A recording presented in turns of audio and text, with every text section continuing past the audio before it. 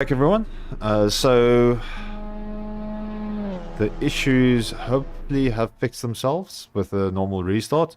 But we're finishing with qualifying, and as we are currently sitting, we have Keen Goos in first position, so he snuck up a few positions while we were restarting the stream. And then we've got Sean Johnson, Sean Udefier, Atti Nagel, Nico Smit, Rian van Westhuizen, Willem Stein, Matt Williams, Andre Hildebrand, Hilke Wieringa, Dani Stander, Gavi Goos, and then Marius van Wyk without a valid time on the board at the moment. And I see the frame rate's dropping again. So I have a suspicion that this is Streamlabs just trying to sync some files while I'm trying to stream, because it's currently uploading at probably 100 megabytes per second. I don't know what's happening there, but we'll push on and I'll just see what I can do in the meantime. It's not going to be very watchable at the start. While I'm trying to figure that out, I'm going to put you on an ad break while we get the things ready for the grid.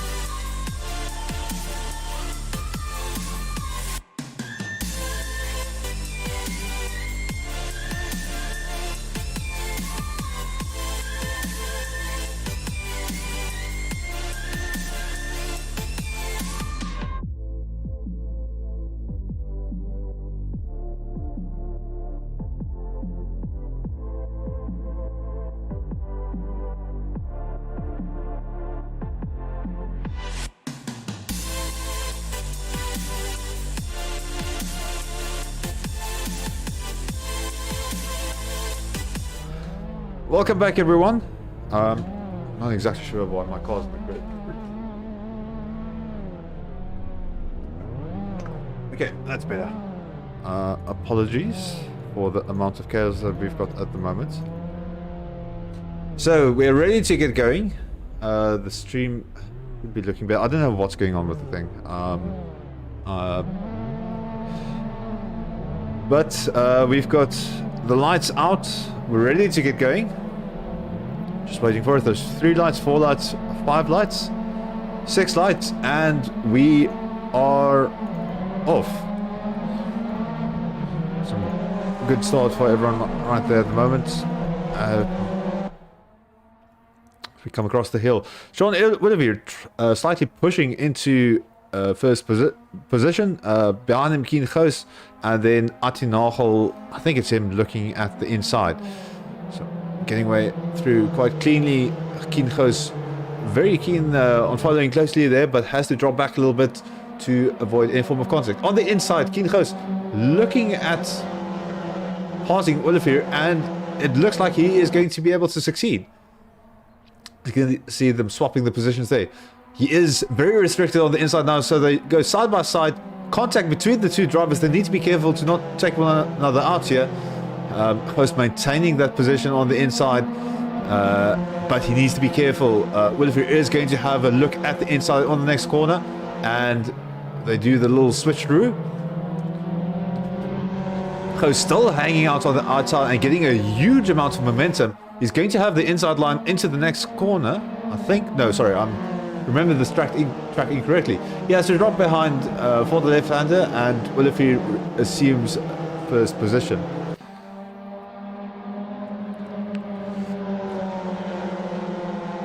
Some action between Andre Hildebrand and Hilke Wernga at the back. And they've got that resolved at the moment. Sean Johnson now looking at Keen Smith. Can't make the inside pass work, so he's got to drop behind. It's very tight through that almost hairpin there, so he needs to be careful. Needs to be wise about his moves, but he is very aware of what he's doing, so he's kept it together quite well. Unfortunately, that seems like Timo Smith that's dropped. Not Timo Smith, sorry. Wrong Smith. I can't find him on the list at the moment, but someone has dropped back. Keen Goos now dropping behind Sean Johnson as we complete our first lap. Sean Willivier with no one close behind, far ahead of everyone else. And then we've got Keen Goos looking for a move on the inside. Is he going to be able to outbrake Johnson? And he does, moving up ahead back into second position, and it's going to be to and fro for these 2 drivers. Atinagel also following closely behind Johnson now, and he's going to start applying the pressure and see if he can force a move or force an error there from Johnson.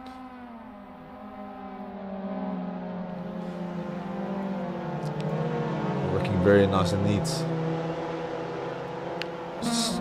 While I'm talking to you, I'm still trying to figure out who the Smith is, and it's Nico Smith that unfortunately had to drop back a little bit.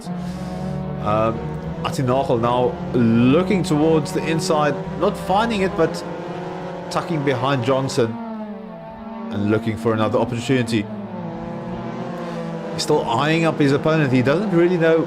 Oh, and unfortunately Johnson loses the grip and spin oversteers off the track. So that's going to be Atinagel promoted into 3rd place. Ryan van der Westhuizen and Matt Williams all moving up a position. Ahead of us, some action between Keen Goos and Willivier, as Goos has dropped back or closed down the gap between Willivier. Actually makes the pass on the inside, so Willivier not content to let that go. He's trying to follow closely by, looks up the inside, shows the nose, but he's just adding that pressure at the moment. Now into motor corner, and a slight bit of contact that's going to push Goos wide. Thankfully these cars are a bit more robust, and that's some very hard racing between Willivier and Goos. You can see Goos just sliding out the tail of the car on the outside. I'm not sure what happened to Willivier that lap, but 207 versus a 206. He might have had a bit of a mistake somewhere. Now, Keith Host looking on the inside again, getting the momentum through, getting the pass done. Olivier is going to have to fight back, tuck in behind and fight back for a few corners. As we head through the track at the moment, Host hanging on to that lead. Olivier on the inside gets the drive with the old switcheroo. The move's not done yet, but he's done very well for himself. Host now looking for the inside, assuming the position. Is he going to be able to outbrake him? Olivier turning in and restricting Host's line very close. Some clever racing from both of them there. And this is one hell of a fight for first place. Olivier now in the lead with Host following closely behind. And it's all going to depend. It does seem like Olivier has the stronger first sector.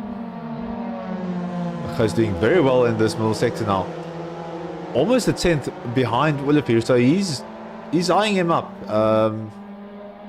It's going to be interesting to see what happens as we go along.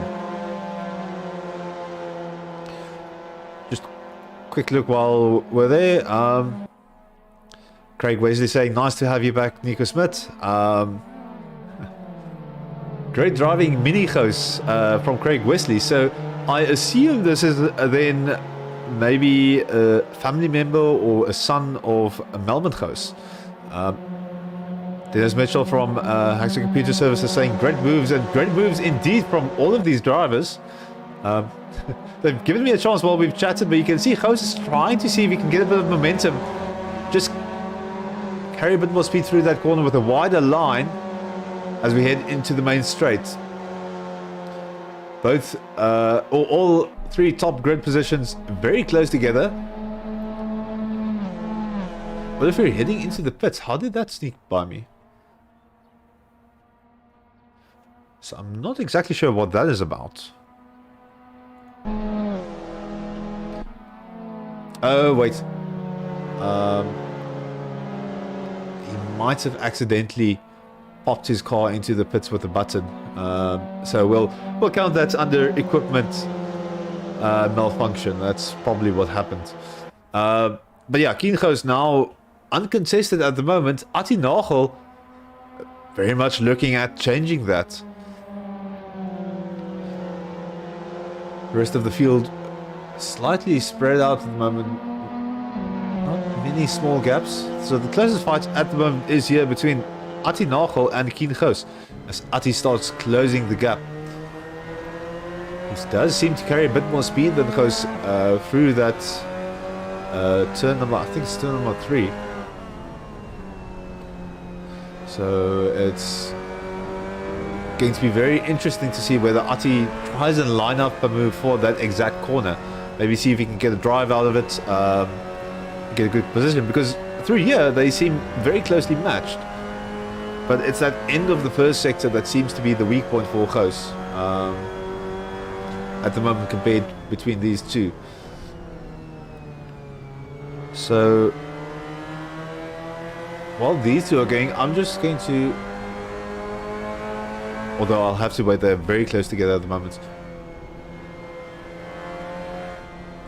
So through Europe car, they're going to go now, and then sets up for that first sector of the track. So now New Holland, you can see Atti Nagel just setting up this wide entry for the corner that's going to give him a massive drive compared to Goos.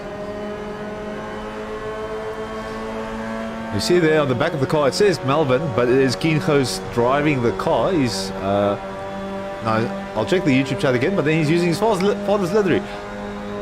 And Atti, with the drive up the inside, we'll see what he's able to do through Elf Corner. Still alongside, these two drivers are not going to give up. Kiengo's getting the drive out of that corner, but he needs to be careful.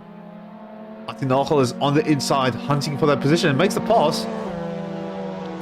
So we'll see what goes on for the rest of the lap as they head through Renault. And now, of course, we need to remember it's Repsol and Seat. They are the two corners that Goos struggles with a bit. We go through Repsol corner now.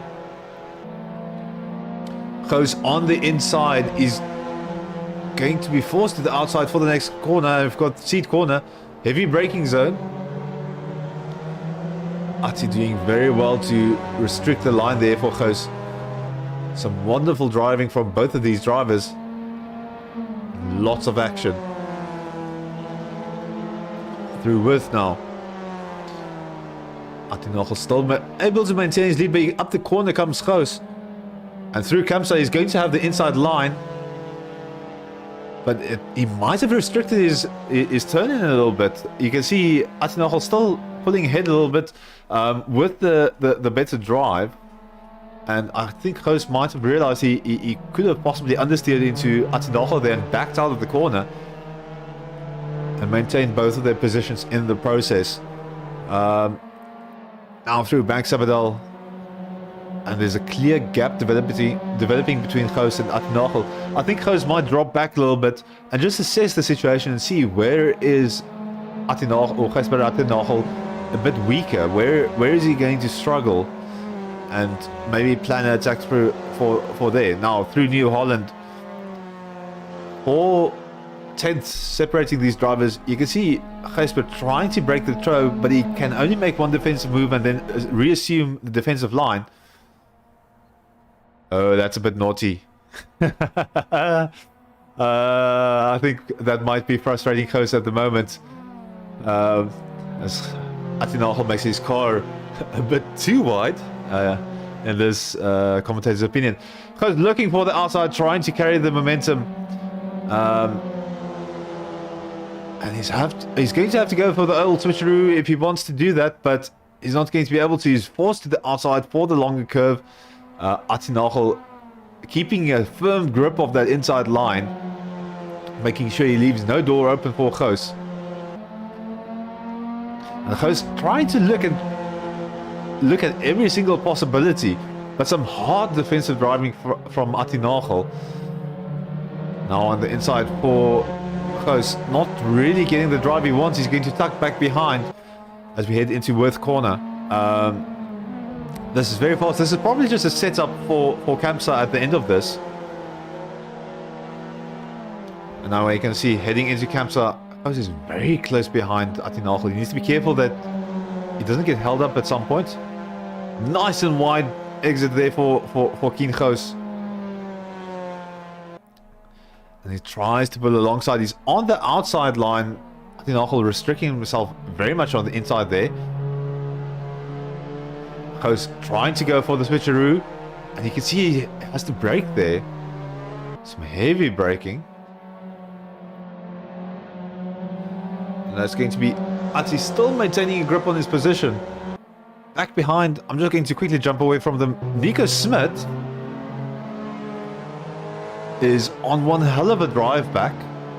We saw him at the back of the grid at the start of the race, and I assume that might have been due to either an error on track or some damage that he had to repair. I mean, some weird things going on in the server at the moment, but Smith, unfortunately, his luck worsens as he gets shunted off the track there. Right, back to Ati Nagel and Keen Goos. Keen still very keen for that position, and I might get smacked over the head for that, but I don't care. Gijsberg still making his car very wide.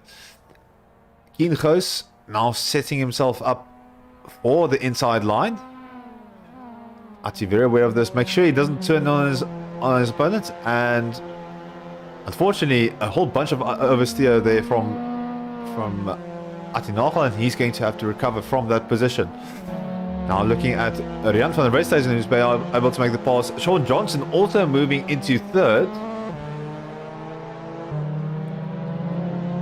So I think Ati might be a bit frustrated with himself over that. But now, comfortably into the lead is Keen Goos. And I think we'll leave him to it. Looking down, further down the pack, we've got Donnie Stander making work or trying to chip away on the gap between himself and Javi Goos. So many Gooses here at Simrace, Sim Experience South Africa. You have to wonder. You can can see in the YouTube channel some shock messages there for Atinagel, unfortunately losing his position due to an unforced error, and sometimes that is just how racing goes. But some really solid racing there from both drivers, and looking forward to seeing some battles in the future as well. But we'll not discount him. He can still fight back. Anything can happen. This is racing, of course.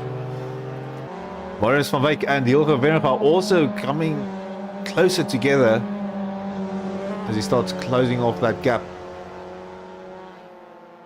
And Hilke Wernega actually being the gentleman from our sponsor, and we'll probably see them pop up on the screen again in a moment, but he is from Elvin, and you can see actually on the dash of the cars, I don't know why I'm talking about the stream overlays, but if you look at the dash of the cars, you can see the logo there. Beautiful. Van Wyk looking on the inside of Wernega, some nice little bit of dummy movement there, and he got the move done into turn 1. Going to look ahead a bit at Nico Smit while he's in clean air at the moment. This man is showing some solid pace. You can see he's 6/10 down on his time at the moment, losing some time here through, that's going to be Repsol. I mean, to find that amount of time in your race, you can see he's already down to 3 seconds on Hildebrandt in front of him. So he's really fighting to get back through the pack. Atinagel also managing that gap in front of him back down to 2 seconds. So we'll also be keeping an eye on that one right there. I see a lot of support for the SRAC guys, but I also want to see where are the guys supporting some experience South Africa. And if you are supporting someone that's not affiliated with one of those teams, please let me know. It's always interesting to see the different teams participating here.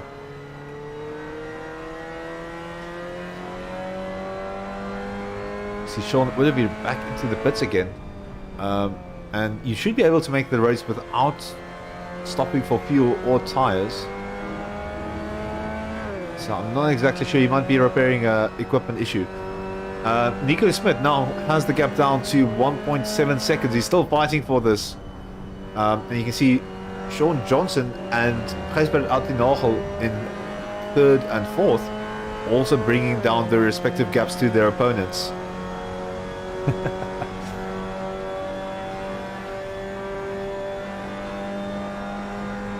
I see some people are calling Nico Smit Agent Smith, so liking that reference right there. But yeah, he's been doing really well to fight back for the position. It's now just going to be all about consistency. He needs to get the previous bit out of this race out of his head, and he's got 1 position more than he can fight for. It's 2 minutes left of this race, plus an extra lap after that. So it's all going to depend on when Keen Goes, if he's still in that position, crosses the line. I'm going to jump ahead a bit to Sean Johnson. So keep an eye on Nico Smit timing board on stream while we're here with Sean Johnson. But Sean does seem to be closing down the gap to Rian Verwesthuizen. I've also not spoken about Rian Verwesthuizen much during the stream, but he's been very quietly moving into 2nd position. So definitely do not discount him. He's actually led laps in the Aussie V8 Championship, and that was with some of the drivers that are driving in Div 1 tonight. So, I mean, this man can definitely hold his own, and he's very quietly snuck into a well-deserved 2nd position. It does seem that the name of the game at this point has been consistency at this track. So if you want to finish fast, first you need to finish, as the saying goes.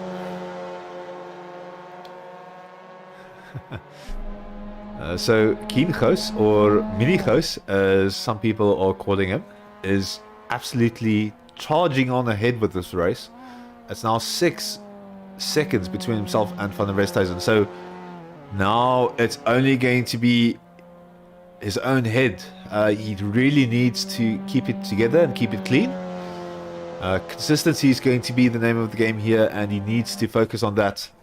There's no real risk of Van der Westhuizen catching him unless he makes a mistake, so he needs to be very careful that he doesn't hand that opportunity to Van der Westhuizen. So once he crosses the line on this lap, it's going to be one more lap, and that's going to be the race. Back further behind Sean Johnson, now 3/10 behind Van der Westhuizen, and this is going to be the fight for the end here for second position. So first position seems to be in the bag. Cross my fingers that I'm not affecting that with commentator's curse, but Sean Johnson definitely wants to say this is not the final grid for the end of the race. Let's change that. So we'll see what he's able to do there. Van der Westhuizen very deep into the width chicane there, and that's going to cost him time and possibly allow Johnson to pull alongside. Johnson very close indeed now. Gets a nice wide line through the corner. They're trying to carry as much speed as he can. Just getting our cameraman in order there. So Johnson falling behind slightly now, 6/10, so he's not able to follow that closely through those few corners there. Now into Europe car, oh not Europe car, sorry, Bank Sabel. And Van Westhuizen actually needs to correct the mid corner towards the outside. I'm not exactly sure what happened there. Sean Johnson looking up the inside. Atinachel. I'm not exactly sure. I might have been commentating the wrong thing. How's that happened? Apologies. So it's not a position, a battle for position. No.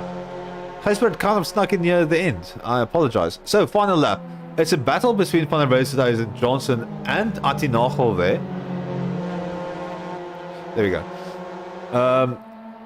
So all three of them battling for this second and third position. You can't help but feel sorry for Johnson at the moment, as he unfortunately loses just that little bit of concentration heading into the Renault corner. So that's at the moment Kiengo's Rand van der Westhuizen, and behind him Gijsbert Atinachel. Now he needs Van der Westhuizen needs to really be careful. He's got a very serious racer behind him, and any mistake might cost him a position. You can see Ati setting up for a possible overtake here. He's leaving a little bit of a gap. You can see he's carrying some wide line, or he's taking some wide lines to carry a lot of speed, and this is where he's probably set up his attack for. We'll now see what Ati can do from this position. So you can see moving towards the inside, showing the nose, not really finding the gap. He didn't have the closing speed necessary to really make the move on Van der Westhuizen. It's 2/10 now, and 3 more corners left for Atinachel here right at the end. And unfortunately, Van der Westhuizen again losing that bit of concentration, and that's sending him off into the barriers, and that is very sad to see his race end like that. He's been fighting for that position so hard. So across the line comes Kiengo's with Atinachel closely behind him, not as close as we would have suspected. So I think Kiengo's managed the gap at the end and just made sure that he keeps consistent. So Kiengo's, Atinachel, Sean Johnson, Rand van der Westhuizen still has a grip on that 4th position, so all is not lost. And even though it's a 2-position drop, I think he can still be very happy with that 4th position. Then Andre Hildebrandt coming across the line for 5th position, doing very well for himself. It's been a very exciting race so far. I'm looking forward to the second one when I don't have to worry too much about performance issues. As I say that, things are still going up and down, but I do have an upload speed of, at the moment it's uploading at 12 megabytes per second, so I'm not sure why it's struggling. So your grid at the moment, still got a few people coming in. So Donnie Thunder coming across the line for 10th position. So Keen Gous, Atti Nagel, Sean Johnson, Rian van der Westhuizen, Andre Hildebrand, Marius van Wyk, Nico Smit, Willem Stein, then Hilke Wieringa, 9th position, Donnie Thunder 9, Gavi Gous 11, Matt Williams 12, and Sean Olivier in 13th position. Once again, do apologize for the stuttery speed at the moment. I'm not sure what's causing that. I've checked all of my resources. My CPU is at max 30% utilization, and the upload speed is at least 10 megabytes per second just to the restream service at the moment. So I don't know exactly what's going on there. It should be a lot better than that. I'm going to send you all to ad break, then kind of recollect myself and prepare for the second race, because I think it's going to be just as interesting.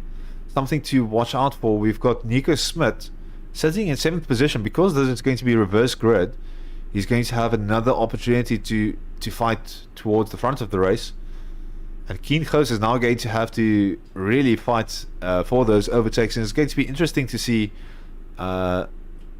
how he deals with someone like Atti Nagel in front of him, where they've had some close battles, and seeing some of the other drivers as well. Right, well, we're off to advertisements, and we will see you after that for race number 2 of Division 2. And then we'll start preparing for the Div 1 races after that. So just stay right here, you've got your racing going, and we'll be with you shortly.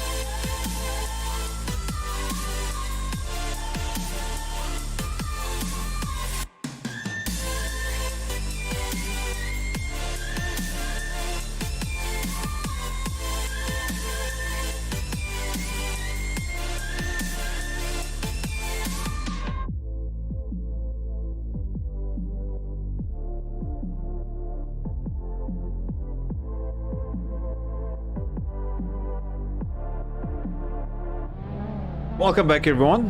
So we've got the cars sat on grid, and it's looking to be a very interesting race indeed.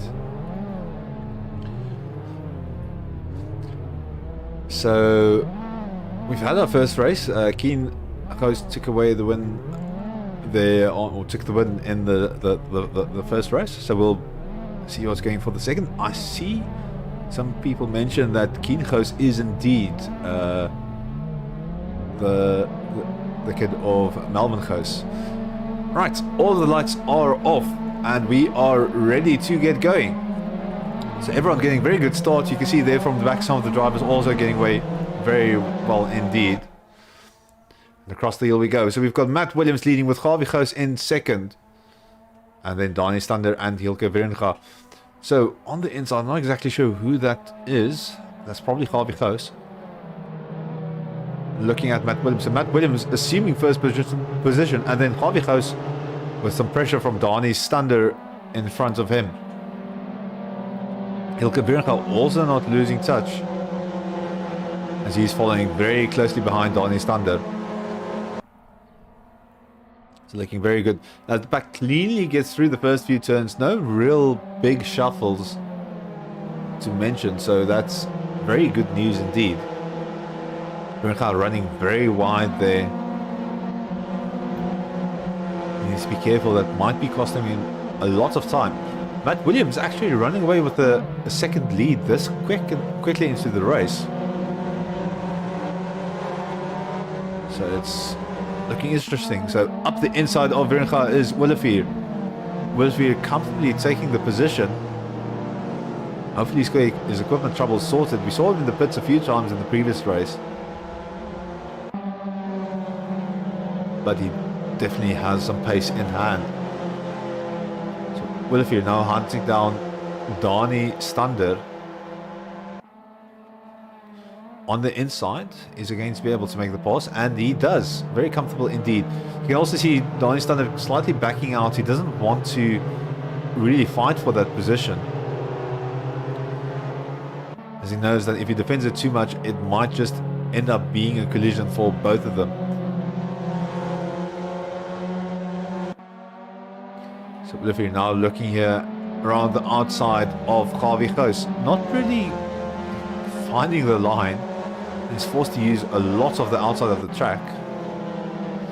Harvey Gous also backing out a bit as Willefeer charges ahead, and that's going to put Matt Williams squarely into his sight indeed. Another thing that's happening, Keen Gous in a little bit of a battle with Rand van der Westhuizen as we go through the main straight. 3 wide there in the background. And here on the inside of Keen Gous, that looks to be Steyn. And Matt Williams unfortunately spinning off. And that's going to promote a whole lot of people in the pack and send Sean Willefeer up into the lead. So Willem Steyn slightly ahead of Keen Gous. You can see Keen Gous trying to look around the outside there of Harvey Gous, I think. Yeah, that's Keen Gous trying to make the pass of Harvey Gous.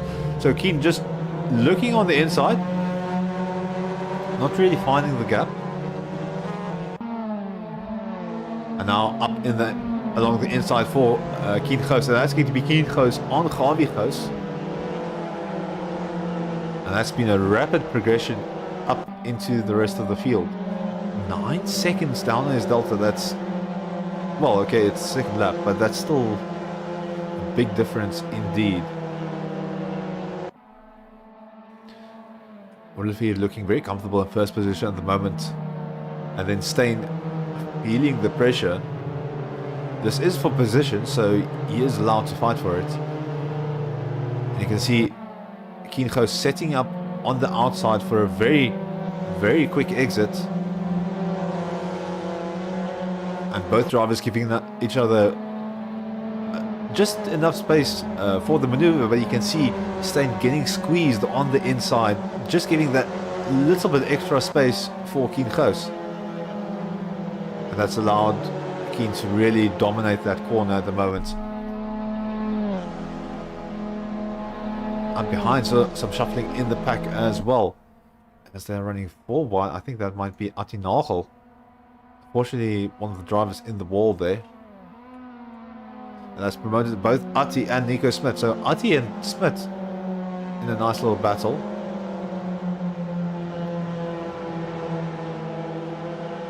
As we're now on board with Atti Nagel.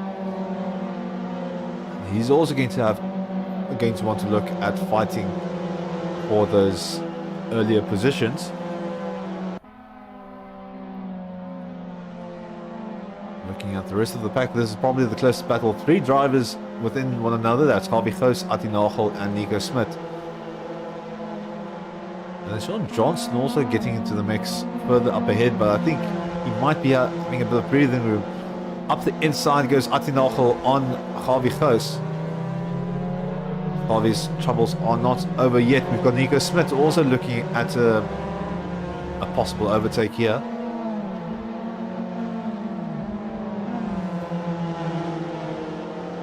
You can see there through the Worth chicane. Goes following as close as possible. Sorry, not close. Nico Smith following as close as possible.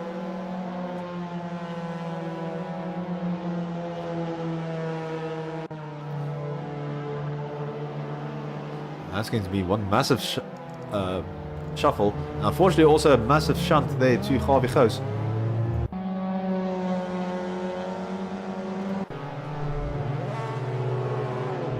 It does seem like Nico Smith is trying to slow down to give back the position, but Harvey Goos has just dropped back way too far. Up ahead, Atinachel in 4th position.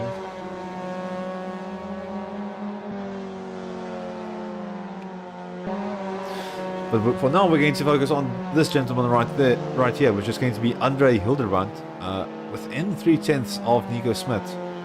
Now we know Hildebrand is a bit of an old hand at this. He does have experience on his side. Nico Smith, on the other hand, with raw pace. So it's going to be an interesting battle to see experience versus speed. Up ahead, not much happening in the pack. All of the drivers really spreading out in this race. I think with the reversed grid, there might have been some clear winners and some clear losers, whereas with the normal standing start after qualifying, the drivers might have stayed in touch with one another that much more. Hildebrand also losing a bit of touch with Nico Smith at the moment. But he's very aware he needs to keep it consistent, so he just needs to pay mind and not overdrive his car, drive within his abilities, and that's going to serve him really well. Some action up front. So Willem Steyn, unfortunately, in the wall there, and that's going to promote Atinachel, Sean Johnson, Nico Smith, Hildebrand van den Beste, and so it's the trouble with finding a barrier on this track. It's especially with the gravel traps, it does take a bit of time getting back on track.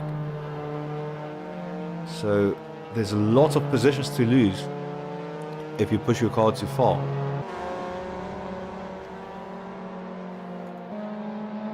Up ahead, Keen Goos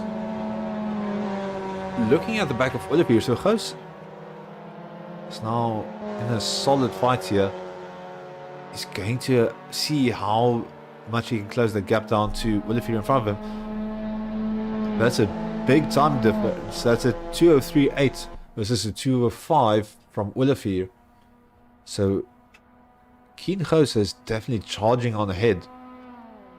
It's a very, very wide entry, utilizing as much of the curb as he possibly can without even losing control of the car. And he's really charging on ahead, trying to see if he can find some gap with Olivier in front of him. At this point, he's probably going to start looking at where Olivier is slower than him, and he'll still have a bit of information from the previous race, and he'll definitely know where he is stronger. But as I said, he's very fast in that first sector, and then these two corners he's struggling with a bit, so expect the delta to go up. And you can see him running very deep, very wide, and he's probably had to lift a ton to ensure that he doesn't go off track. You can see exactly 1.2 seconds lost through two corners. So those two corners, the seat and width corners, are his weakest on the track. But he's trying to carry so much speed through the corners. You can see all of his exits are extremely wide. I mean, if the track is there to use it, then a racing driver is always going to use it. You just need to be careful not to step a rear wheel into the grass or onto the gravel, so that you don't lose control of the car. But Koos charging for that position is back to 1.5 seconds, 1.6. And he's going into his strongest sector of the track. So it's going to be interesting to see how he can break down that gap again between himself and Willefear. I think, why don't we give everyone a little bit of a cockpit camera view. Let's just see how wide he does make his corners for himself. So he's making sure that he can get a very nice and big arc through the corner. Carry as much speed as he possibly can. Some minor corrections through the middle of the corner, but not any major ones. That's just something that he might expect from past experience. And you can see they're down to 0.6 seconds. So he's really able to carry the speed through those first few turns. Now he needs to be careful. He's going through Repsol. And this is probably where he starts struggling a bit. So this is Repsol and then Seat or Seat after that. So Repsol doesn't seem to be much of an issue. Now here through Seat, this is the one to look out for. This is the one we ran wide. And this is looking much better. You can see the times also reflect that as he's closed down the gap by almost 7/10 through this half of the lap. Some understeer. Ooh, and you need to keep hold of it, Keen. I'm really glad we got that on stream. So that's some solid car control from Keen Goos. Unfortunately, he lost time, but fortunately, he kept it on the road. Fortunately, we were on board with him to really see how he had to fight the car for that one. And looking at the rest of the pack, I see Hildebrand moving around. So Hildebrand and Van der Westhuizen exchanging positions.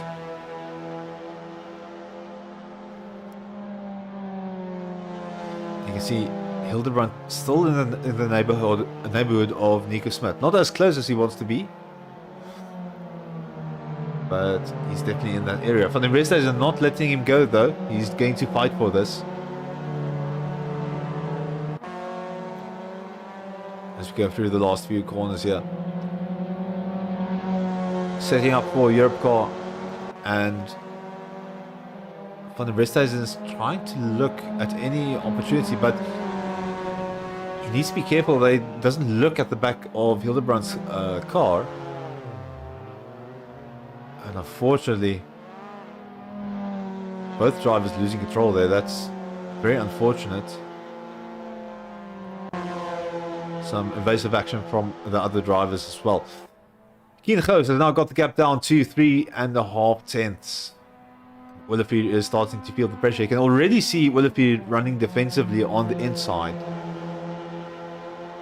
Trying to see if he can shake Goos, but running defensively that early is going to cost you time. It's probably only going to bring Goos closer to him. It's going to be interesting to see whether Willefear is able to pick up that Goos is struggling through Seat corner. Now through Worth chicane, and both drivers following a very similar line. Goos probably doing that to keep very close to Willefear. This is just too good to not include, so it has been posted in all caps, but someone's saying that we're watching a fishing competition because Keen is reeling in the competition. Well, that's been what's happening up to thus far.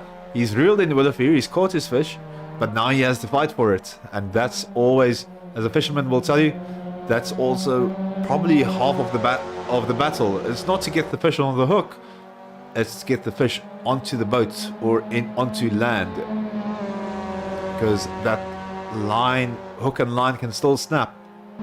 Willefear is still in front of him. We still have a race on our hands. They're very close together now. So Willefear is going to try and figure out where he's losing that time, and if he's got crew chief or if he's got someone acting as his pit crew. They're probably watching the space between him and Goos and seeing where the difference is. And clear as day, we're seeing the difference. Willefear not utilizing all of the track, and that's going to cost them huge amounts of time. Keen now looking on the inside. And setting himself up here for the straight before Repsol corner.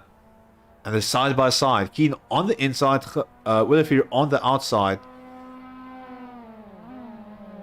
Willifear really trying to restrict Keen's line. So giving space for Keen Goos. But telling him, listen, you're getting your space, but you're only getting X amount of it.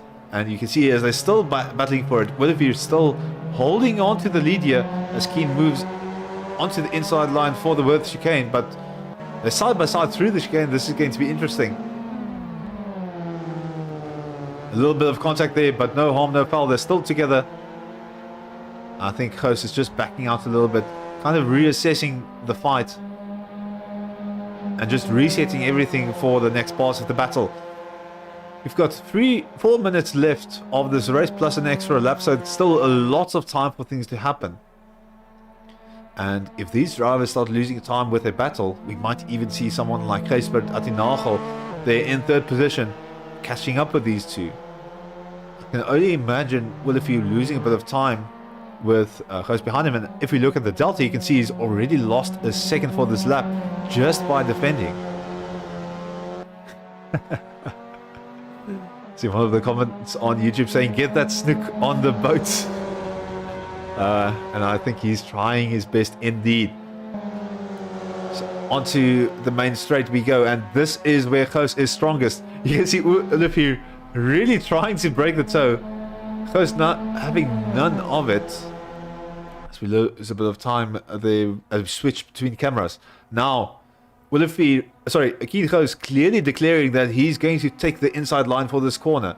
Willifear's on the outside, but he might be able to carry the momentum that he wants to. Keen Goos now into the lead. I think Willifear is shaken a little bit by that, but he's still within striking distance. So Willifear is going to have to reset, just take a stock of things, and then fight back from there. So this battle is far from over. I think he's going to be battling for it as hard as he can. Keen Goos also now in the position where he has to deal with the pressure as they go alongside through Repsol corner, heading up to Seat. And that's going to be Goos on the inside for Seat. Willifear on the outside, unfortunately not able to carry the momentum as he wants to, as they keep together going through this last portion of the circuit. Closest battle on track at the moment, and a very exciting one indeed. Willifear finding some time there through the chicane, and he's now on the inside here for Campsall corner. Sorry, let me just make sure that I'm saying that correctly. Campsall corner. And retakes the lead. So that's some nice momentum carried through Campsall corner. And now it's back into Keen Goos' court. I need to really keep myself from saying Melvin Goos. I'm so used to saying Melvin Goos. But yeah, his kid really fighting here for the position. So 2/10 between these drivers, a very close battle indeed.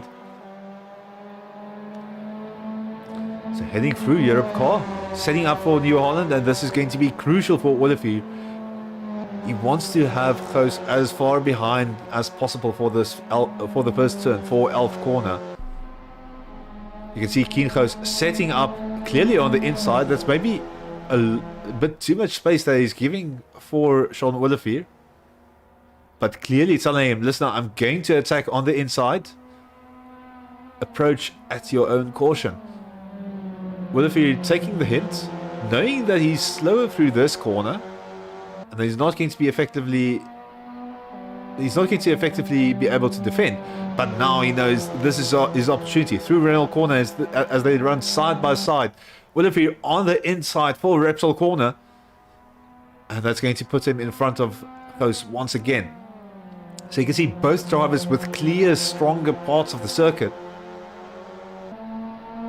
Willifear now setting up for Seat corner, and this is going to be crucial indeed. I don't think Goos is even going to dare attacking here, as he knows both of the cars tend to run very wide, although Willifear not utilizing the entirety of the track on his exit. Very occupied with the car behind him, with Keen Goos. And Keen trying everything that he can. just to see how closely these drivers are following one another. So you can clearly read Sean's number plate there in front of us as they set up for the corner, which is name I cannot pronounce this for the life of me. Setting up for Bank Sabadell. Once again, running very close indeed. Sean Johnson making the move on Atinagel behind us there. So he is far behind though. I think Ati might have dropped back on the pace a little bit. And we are going to be crossing the line for the final lap. And it's going to come down to the wire between these two drivers, between Sean Olivier and Keen Goos. Both drivers lapping very similarly. So get very close. Up the inside for Keen Goos. What's this going to look like? He doesn't have the closing speed. And that's going to be Olivier up in front of him. Olivier now trying to keep hold of the inside line. A little switcheroo there from Keen Goos as he takes the inside of Renault corner going up towards Repsol. He needs to be careful though. These are his weakest corners, and I think Olivier might have realized that by now. Goos running a very restricted line on the inside. Olivier tucking him behind though. And now the old switcheroo. Massive amounts of oversteer from Keen Goos. They come together. Unfortunately, I don't think that's either driver's fault. That's very unfortunate. And Goos having to reset. He still has a bit of time left. He still has a bit of track space left. And Olivier needs to keep it together as well. He's got massive amounts of pressure behind him. And Keen closing down the gap again. 3/10.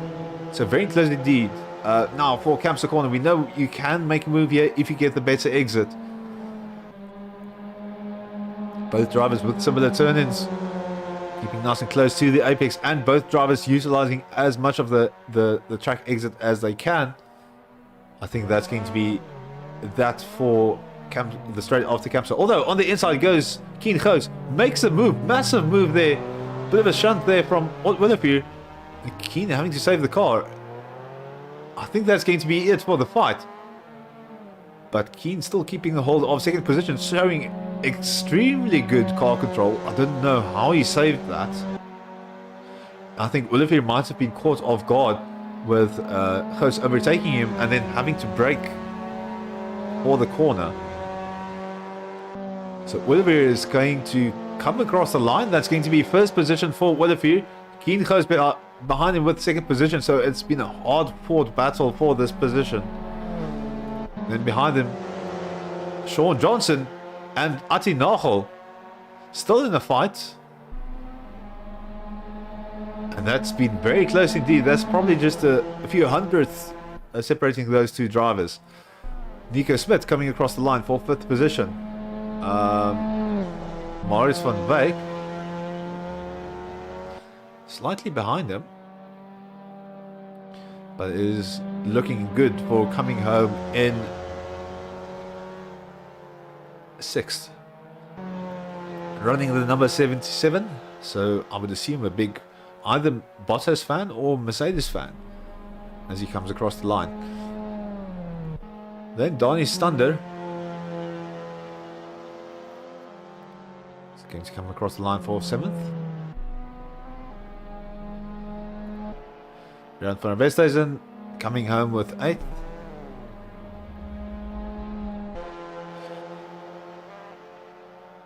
Wieringa and Hildebrand still very close together near the end of the race. That's going to be 9th and 10th. And then out on track is still Willem Steyn and Gavi Goos. So your finishers for the race are going to be Olivier, Goos, Johnson, Atinagel, Smith, Van Wyk, Stander, Van der Westhuizen, Wieringa, Hildebrand, Steyn, and then behind him, Goos. So I'm just going to see if I can quickly. I'm going to see if I can quickly find one of the drivers, and then we're going to be resuming with the Div 1 races.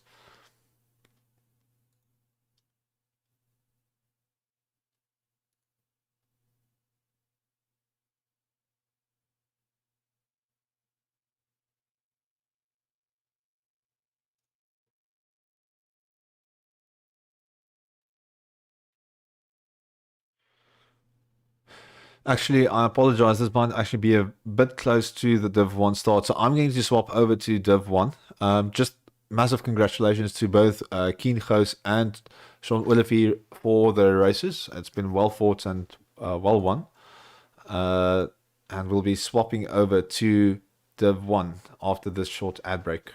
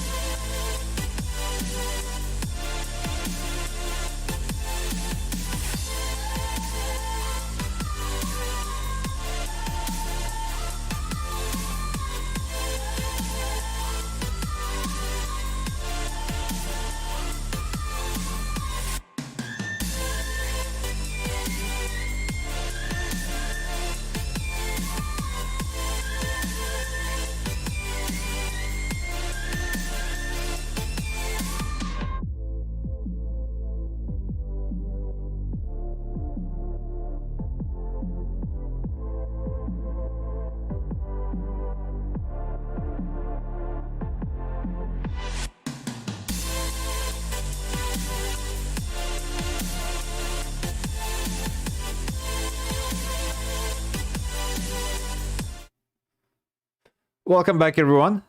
So we do have a little bit of time for the practice left on the Div 1 server, so that's good news.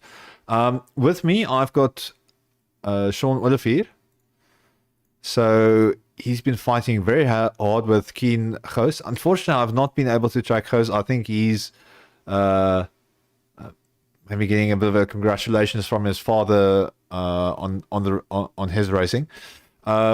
But I just want to say, wow, there must have been one hell of a battle there at the end for both of you.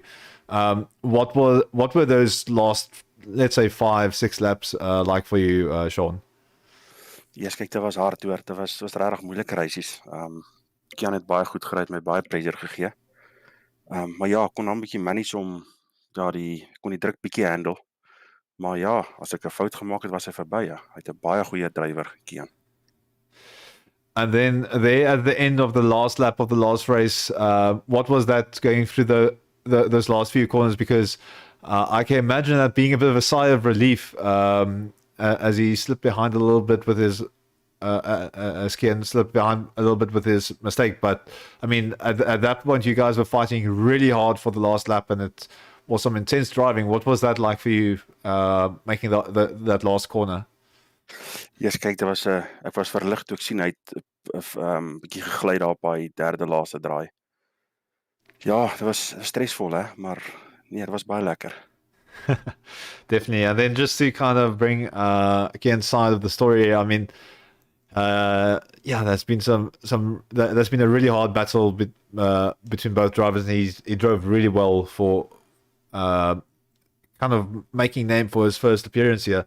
So he's done really well, especially in that first race. And I think, Sean, just a quick question: what happened in that first race? Because I saw you drop back quite a bit in the pits at some point. Did you have some trouble with your pedals or something? Nee, weet jy, ek dink daar was half 'n lag gewees op die startlyn. Hulle sê ek het gejump sodat my gedisqualify vir jump start. Maar ja, by my was my ligte af. Ek het weggetrek, so ek vermoed daar was 'n lag, want toe ek wegvlieg, my ligte wat af is, toe ek wegtrek, toe spring ek dadelik voor Kian en Atinagel voor hulle in. So ek neem aan daar was 'n lag wat my rondgeneek het op 'n jump start of iets. Ek weet nie, ek gaan nou na die video's kyk en kyk of dit wel so was of nie. That's quite interesting. Of course, without the server logs, it will be difficult to say, but I have seen similar issues inside of Assetto Corsa itself. For those of you that are watching, that's the sim we're currently using. And I think it might be that the sim is just showing its age at the moment. We've got a really full grid. I mean, 20 to 22 drivers is going to put strain on the system. Unfortunately, I think this might have been the result of that. So highly unfortunate, as they would say, and sometimes it is a bit irritating hearing this if you're the victim of it, but that's unfortunately racing. But yeah, if you really fought hard for it in the second round and showed without any issues you could really fight up there with the best of them. So that's really well-deserved victory. I think you're probably going to have a bit of a beer after that and just enjoy your evening. Ja, nee, ek gaan nou die live check van die Division 1, maar dankie. Lekker dik brandewyn sluk nou. Op die stres bietjie afkry, maar was lekker. Well, you better pour it quickly. We've just finished practice on the Div 1 side, so I'm going to send us into the realm of advertisements again, unfortunately, and then we're just going to wait for everyone to finish off the practice, and we'll get going with qualifying. So thank you, Sean. Thank you for everyone participating, and congratulations to Keen Goos, who unfortunately couldn't join us for the interviews. Well done, and then I'll see you for the next race, which is going to be right now, as soon as everyone gets back on track. Okay, right, cool. Thanks.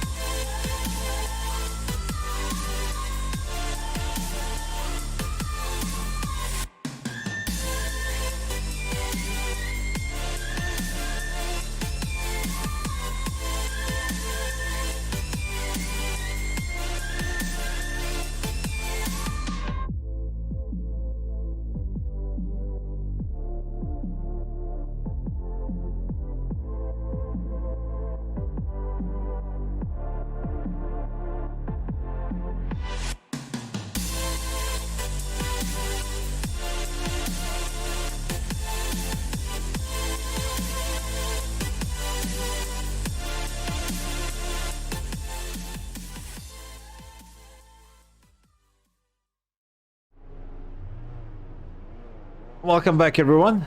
We're setting up for Div 1 with the Mazda MX5s at Barcelona. And we've had 2 exciting Div 2 races. So we're going to look at what's going to happen for Div 1 right here. So just looking at the first page of the standings again, we've got Melvin Goos. We saw his, I think his son, Keen Goos, driving very well in the Div 2 race. So Melvin sitting there for SRAC with 193 points. Looking very good. And then very closely behind is going to be Dennis Mitchell. He's fighting for some experience South Africa. He's got 190 points. And then we've got Donnie van Rooyen, Timo Smit, Pieter Geldenhuys, Mornay Deploy. And I don't know how he manages it in every single championship I see him in, but he's sitting in 6th position. Then Dylan Versaghi, Pieter Grobler, Craig Wesley, Sean Webber, Tommy Leary Moss, and James Crook. One thing I need to point out, being this early in the championship, we've got a lot of tight places. So you can see here 168 points for both Pieter Geldenhuys, Mornay Deploy, Dylan Versaghi, and then very close behind we've got Pieter Grobler, but not on the same points as those drivers. Some of the drivers are getting ready for their first flying lap. We're going to be looking at all of them as we get going.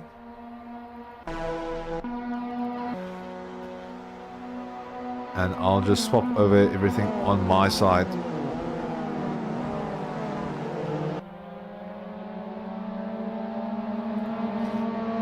Alright, so we're currently on board with Herman Nieuwoud. Of course, he's going to find a lot of time on his Delta at the moment, but we're just waiting for everyone to get their first flying lap in before we really start commentating on what's going on in the qualifying session. There, Herman, the first one out of the gates, and he's got a lot of space in front of him, and not too much happening behind him. So we'll see where they get going with their different lap times. Behind him we've got Richard from Van Heerden, and I'm not exactly sure who's behind Richard at the moment. We'll start seeing when the times start tumbling down, and it's been interesting to see on this track, but there's a lot of passing opportunity between a lot of these corners. So at the start we've got the Elf corner followed by Renault, and those first 2 corners really end up being what the drivers are able to produce on the main straight. But then further onwards, that little bump in the middle of the track, that's going to be Campsa corner. That's a very good opportunity since it's got probably the second longest straight behind it for this track. And then New Holland being the last corner on the track onto the main straight, that's going to be a very important one indeed. Both that one, New Holland, and I think Europe car, the corner behind it. So across the line, and that's on my external timing software, that's going to be 206.046 for Herman. So still lots of room at the moment for improvement in terms of the times on track. I know Melvin just came across the line with a 204.232. Dennis Mitchell with 203.643. But we're going to have to wait for the timing tower to really establish what times are going on at the moment. Having a bit of a look at the YouTube chat, some support for the SRAC people, and then someone mentioning that it's setting the bar very high for the Div 1 drivers, and I definitely agree.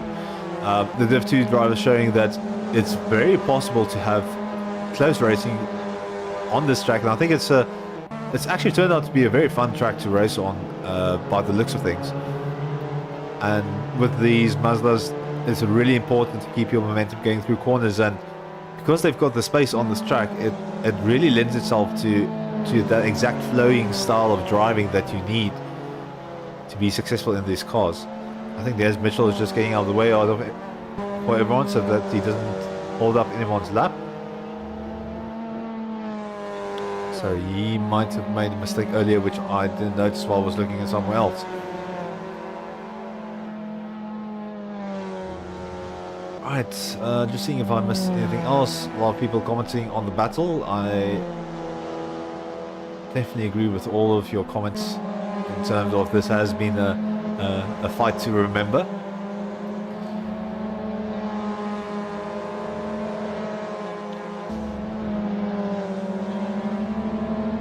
I'm not exactly sure how I should pronounce this person's YouTube name, but Cleopas Tlapaduna Oala, I'm not exactly sure. I probably butchered that, so I do apologize. But I see you've been really enjoying that last battle, so it's nice having you watching here. And if you do want to get involved, I double checked the Discord link before we put it up, so that should be working. You're more than welcome to join us on our Discord. You can check in the video description, and you can also be a part of this racing. Right, so on the board, Dennis Mitchell with a 203.6, Timo Smith sneaking into second position. He's a 203.872. Then Melvin Ghost closely behind with third position. Peter Grobler fourth.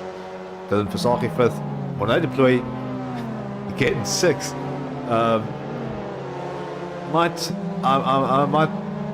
make a bit of a proposition that we change Mornay's racing number to number 6 at some point. I don't know how you all feel about that, but maybe we should make that suggestion. Alright, Ian Upton 7th, James Leach 8th, Alistair Barnett 9th, he just moved up as we were reading, Michael Rust 10, James Crook 11, Richard van Heerden 12, Craig Wesley rounding out the grid at position 13. There are still some other drivers that need to set valid lap times. I think they might have just stepped the wheel a bit too far onto the grass somewhere or something. So until the marshals and the stewards are happy, they still need to get a time up on the qualifying board. 1.5 minutes left, as we see a nice little drift there from Mornay. Well caught there. Not too much movement from the looks of things. Timo Smith finishing a lap, I think, and staying in second. James Leach moving up into fifth. So I'll maybe start checking for some people who are down on their lap times. Peter Grobler finding a 3/10 on his lap time, and he's 2/10 away from a position change. So I think he's going to be really focusing on getting this lap in. I don't think he knows exactly how close he is, but I do think he knows that these 3/10 are going to make a world of difference. Through Capsa corner, you can see him just slightly stepping out the rear, just getting the most out of the tires possible. You don't want to be drifting around the corners, but if you've got that little bit of slip, you do know that you're at the limit, the absolute limits of what your tires grips are. If you can drive there predictably, that's going to help you a ton. Peter Grobler finding massive amounts of time. We'll be holding our breath for the last 2 corners. So through Europe car, looking very neat indeed. 8/10. And now New Holland corner. Nothing can go wrong now. He's almost going to find a second, and that's going to be pole position. So Peter Grobler with one screamer of a lap is going to give Dennis Mitchell a lot to think about. And I don't know, this is the end of, everyone's just going to be able to finish the laps they're currently on. The checkered flag is out, and Dennis Mitchell has no answer for that lap. He's stuck in traffic, and he's going to be so frustrated by that. Timo Smith unfortunately off, so he's not going to have an answer for that. Dennis Mitchell, yeah. And then Melvin Ghost, also no answer for that lap from his side. So I can imagine Peter Grobler being very happy with that one. That's been a massive jump right before the end of qualifying. I think Some people are going to be looking at the grid after the qualifying and wondering, how on earth did he manage that at the last second? So well done, Peter, on keeping it together for that last lap. It's been really fun watching that. Steven Sparks jumping onto the board with the 204.824. That's going to put him 11th on the grid, and I think he can be very happy with it. Ooh, and Malmgos unfortunately stepping the rear onto the grass. That's all that's needed to really spin out the car. Steven Sparks also spinning out a bit. So we're going to jump off to advertisements. Everyone's finished their qualifying.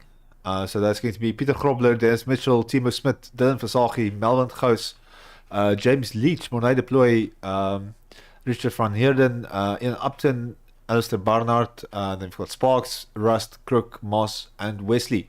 So we're sending you off to ads, and we'll be back shortly once the drivers are back on the grid.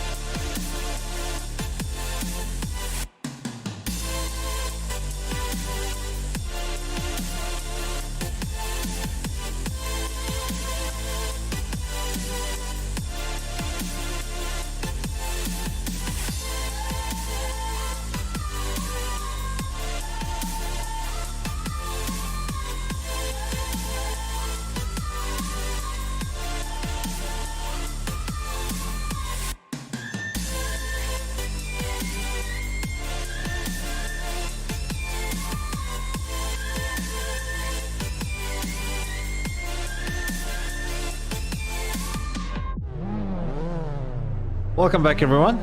So we've got the drivers all up on the grid. Everyone's getting ready for that first lap. So we've got Dylan Verzaghi and Peter Grobler sitting at the front of the pack. Peter Grobler, of course, getting that massive drive for pole position. He's going to be on the outside for turn 1, which is going to be very good for him as we get going. So all the drivers getting a very good start, no real issues, and Peter Grobler looking very comfortable for turn 1 indeed. So we're into Elk Corner. So a little bit of shuffling going on there, in the background. Timo Smith moving up a few positions. There's Mitchell immediately under pressure from Melvin Goos. Front of the pack keeping very close together.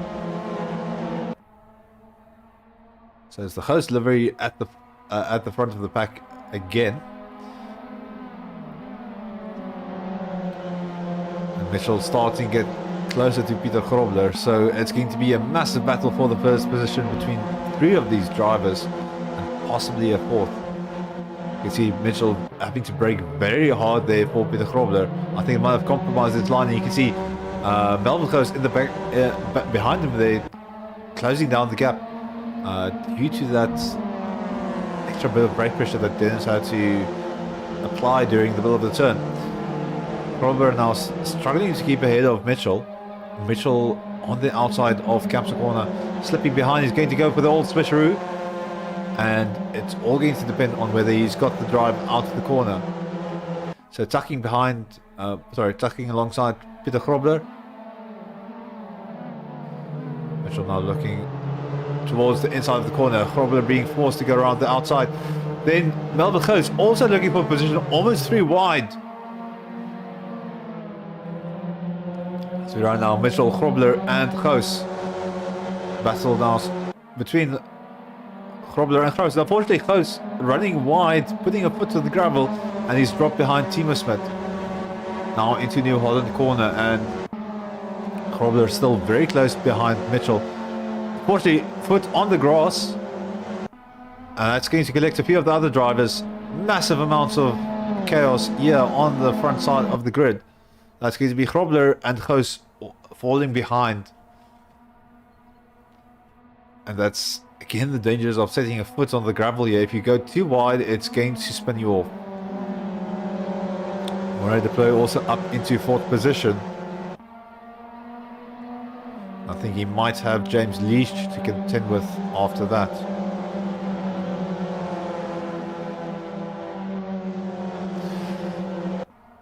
So lots of things happening in the mid-pack at the moment. As you can see, all of them coming across the into Repsol Corner, and a bit too much to keep track of, honestly. Stephen Sparks overtaking Michael Rust. He's got Tommy Leary Moss in front of him. Behind him, Dylan Verzaghi, Michael Rust, and Peter Grobler, of course, who had the spin in the last corner. So this must be absolute chaos racing in here as they all follow very closely together through Capsa Corner. Sparks losing it off the track, and he's going to unfortunately cause some drivers to take evasive action. He's collected Michael Rust with him as well, unfortunately. That's very sad indeed.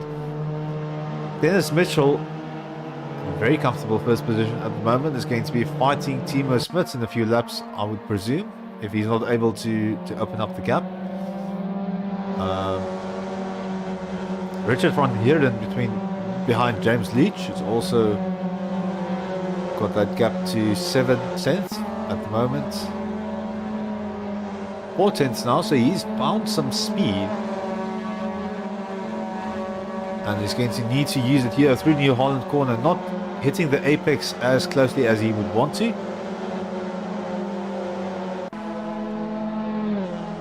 can see all the time start something in. James Leach, unfortunately, with a bit of a difficult lap.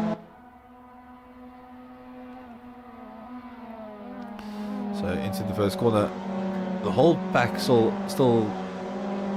on the same line, and I see there the movement going on behind. I couldn't exactly make out the cars. I think that's Tommy Leary Moss and Dylan Vasaki having a straight up battle here.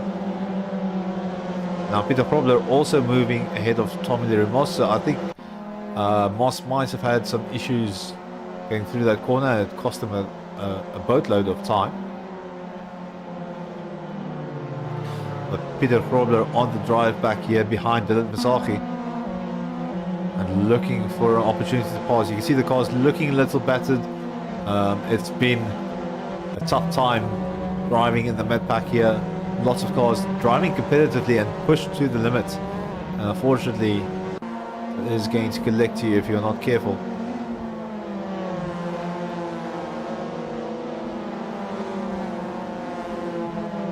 Looking around the pack a bit. So Richard van Heeren and James Leach are starting to pull together a bit. 4 tenths between the two drivers. You can see Leach and Van Heeren very close together. Van Heeren, Leach running a bit deep through that corner. That's opened up the door for Van Heeren.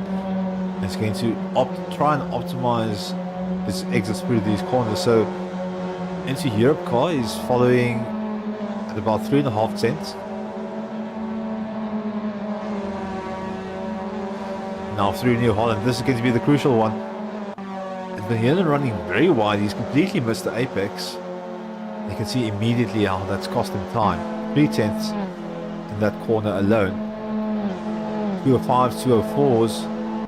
So the faster cars actually being behind these two.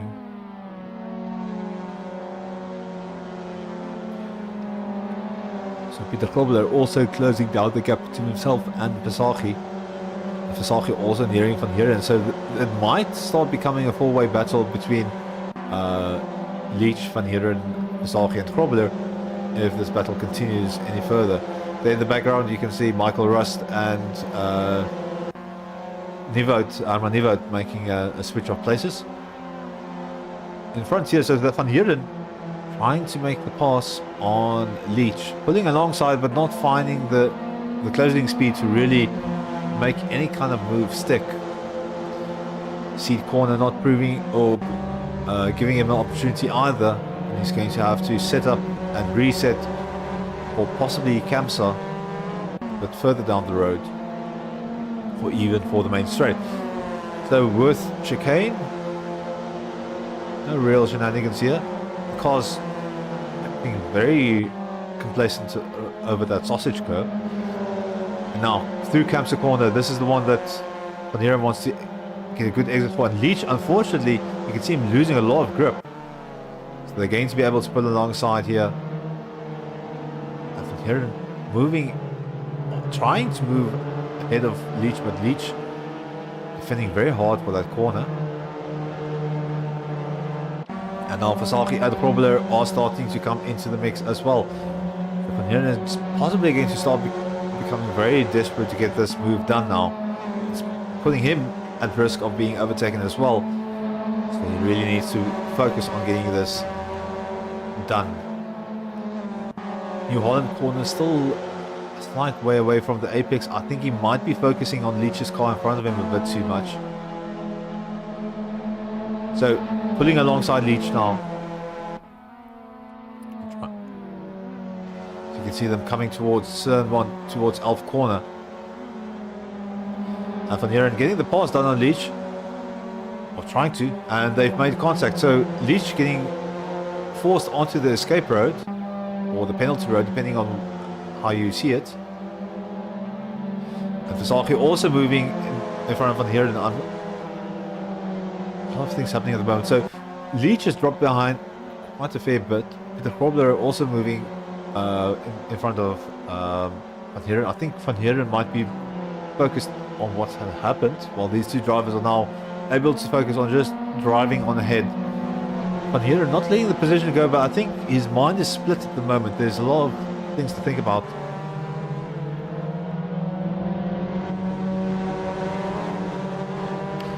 he's going to have to reset a little bit and start fighting again. Up into 4th, we've got Mornay Deploy. Very close to Alistair Barnard. And Alistair Barnard also quietly sneaking into 3rd position. It's always that last portion of the potential podium positions that are kind of sneaking in there quietly while you're focusing on the other positions. Just jumping back, so Van Heeren and Grobler keeping together, although Van Heeren just had a bad exit as I swapped to him and lost a few tenths. But he's not letting Grobler drive off into the sunset. He wants to fight for this position. Either that, or he's just trying to utilize the draft and the pace from Grobler to get closer to Versaghi and possibly Mornay Deploy. It is difficult if you don't have a faster driver in front of you to really keep setting those faster lap times.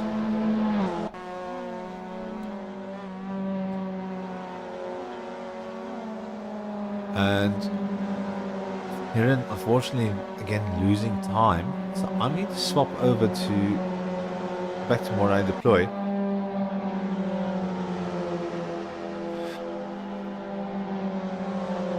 So Deploy keeping a very cool head at the moment. You can see he's right on the speed that he needs to be, and he's now just trying to analyze exactly where Barnard might be slower. It's always the case where you need to be very careful in this phase of the race when you're behind a other driver that's very much the same pace as you are. You need to figure out where are you going to get a move done, where are you going to make it stick.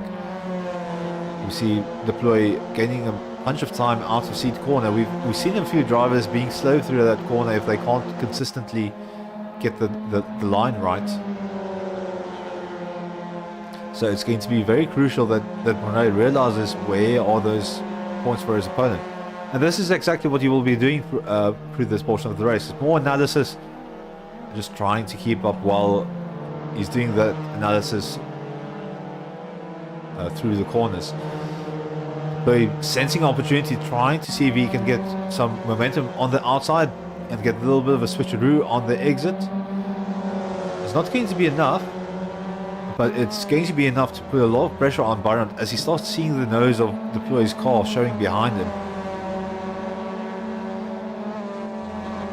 Now through New Holland corner, this can make or break your race. If you can do this corner consistently, then you're going to have so many opportunities into that first corner.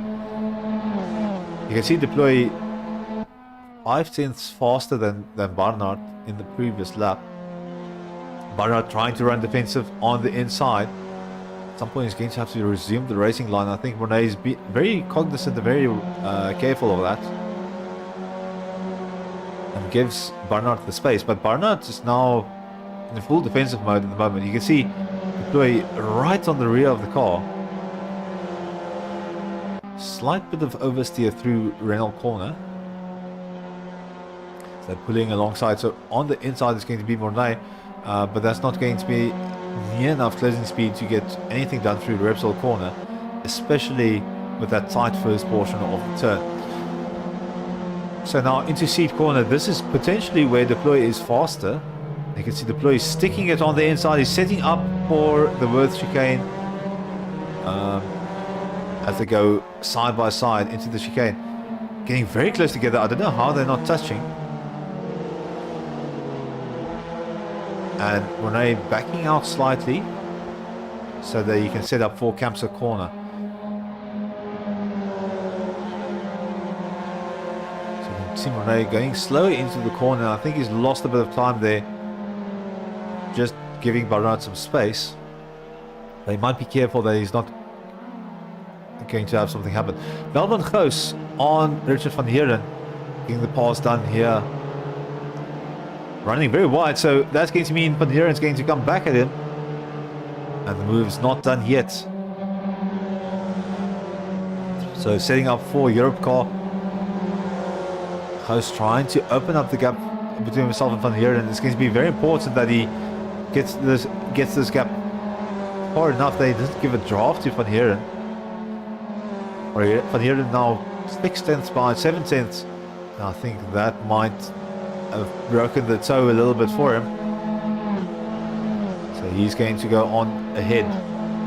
Deploy, unfortunately, as we are saying that, swapping positions with Dylan Versage, so Dylan might have caught him up in the meantime. And now he's got a fight on his hands. So yeah, Bornay definitely losing pace somewhere. I think he might have made a small mistake through one of the turns and lost a couple of tenths. And that was just enough to open up the door for Versage to start his attack. So you can see Versage now driving off into the distance. Peter Grobler is now the one looking for opportunity here from deploy. Although Versage is not off into the distance that much yet. Into seat corner. And no one really doing anything that interesting at the moment. But this is normally not the place for shenanigans. As we head up to Kamsa, which is the place for major shenanigans if you want to make a pass or make anything stick. So this is the second longest straight on the track. Ooh, you can see Deploy running very wide, trying to get his exit speed up, but now he's forced to run defensive on the inside. And this is again going to cost him time. So Peter Grobler looking for opportunity. Mornay giving him ample room, and I think that might have been a bit too much as Mornay restricted his line there on the inside. And Grobler just able to carry so much more speed around the outside for that corner, especially with the space that Mornay Deploy gave him.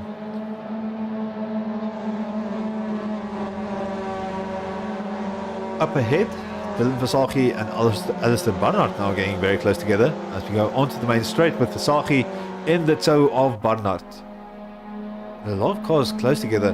So Dennis Mitchell off into the sunset with 4 seconds between himself and Timo Smith. But then Alistair in front here, as you can see, is kind of leading a whole pack of cars. We're all battling for position at the moment. So nice and close between these drivers. Not too many mistakes. And we'll see what can happen through here. So Dylan Versage on the attack for Alistair Barnard. And then you've got Peter Grobler to also contend with. So on the inside for Dylan Versage, it's not going to have the closing speed for that through the Repsol corner, but he's going to stick on the inside. He's now got a very comfortable outside line for seat corner. Although I can imagine Barnard trying to restrict that. So you can see Barnard giving him the space. And I think that might have cost Barnard a bit of time. He's defended a bit too aggressively. Now Barnard's under pressure from Peter Grobler.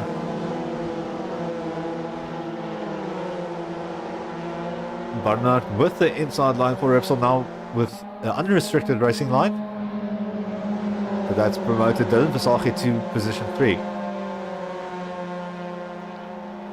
So Peter Grobler is still aware that he's definitely got a bit of a pace advantage on Barnard. Up the inside he goes. Barnard still has the inside line for the next corner, but it's all going to be about who's going to be able to carry that momentum. So Grobler nice and far towards the outside and now thinking about setting up for New Holland. Barnard falling behind Grobler as Grobler is able to drive around the outside. And we see someone shooting off into the distance there, pulling a Lewis Hamilton. And that's going to be Mornay Deploy. Fortunately, with just too much speed and unfortunately missing his braking marker there, so he avoids shooting into another car. So Peter Grobler now thinking about bigger things. He's thinking about Dylan Versage, but more importantly, he's thinking about position 3 at the moment. And that's not going to help if you go and visit the kitty litter with your back wheels. But we know Grobler does know how to hook up a lap on the circuit. Just needs to be able to hook it up while he's got a whole bunch of cars around him. So Alistair Barnard is not going to let him go that easily. He's telling him, I'm very close behind you. You can't be making mistakes like that.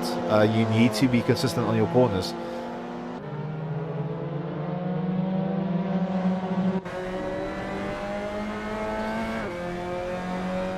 So we're on board with Alistair Barnard as he has a look at this battle between Grobler and Versace at the moment. And then in the background you can see Melvin Goes also making sure that he's still aware of everything. Looking at the inside of Kamsa corner, Barnard's not going to find the opportunity. And he's going to tuck into the draft of Peter Grobler and just keep up with him. On the inside, is this going to work? And it does.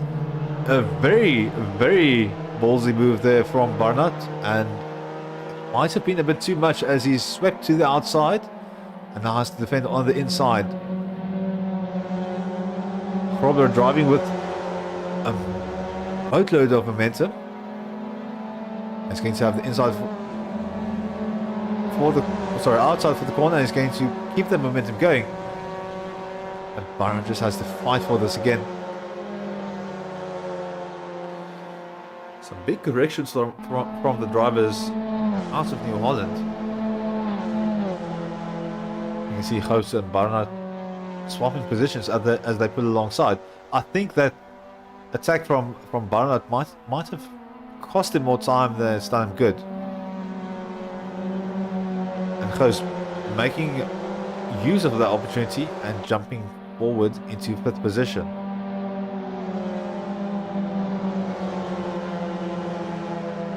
Definitely some nail-biting driving going on here. This battle for 4th, 3rd and 4th, for 4th and 5th has been a very interesting one indeed.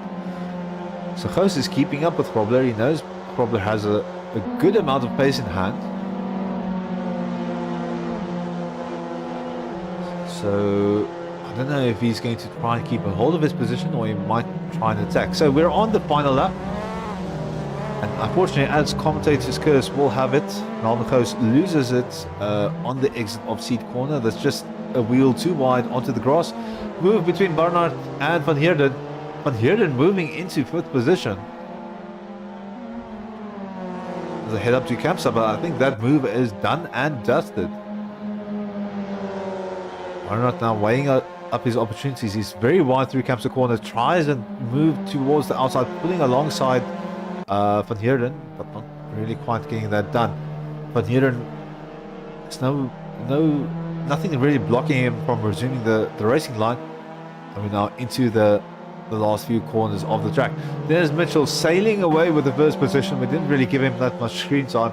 Timo Smith 2nd position, Dylan Versace in 3rd, but we're not done yet. As Barnard fights for position here between himself and Van Heerden. So this is going to be the last corner, and unless someone steps out the wheel onto the gravel, this is going to be a good one. You can see Van Heerden running a very restricted line. He doesn't want to risk losing anything. Now it's going to be Barnard behind him. Behind them, Melvin Goos and Mornay Deploy. One of the drivers keeping it together until the last minute. And that's going to be it. So, while we wait for the rest of the cars to cross the grid, we have some drivers doing donuts, I think. Yeah, we do. So your race winner is the gentleman on screen right now, Dennis Mitchell. Then we've got Timo Smith, Dylan Versace, Grobler, Van Heerden, Barnard, Goos, Deploy, Crook, Upton, Rust, Leach, Wesley, Sparks, Moss, Nivoot, and then Geldernaar is crossing the line in the background right there. Well, actually, I think that might have been Nivoot. So, very exciting race for the start. We had a bit of an upset from Grobler charging on ahead for the pole position. I think he might be he might have a bit of an advantage being in 4th position for the reverse grid race. So we'll see what he manages to do there. So I'm going to send you off to ads again, and then we'll be back for the second race, the reverse grid race of this one.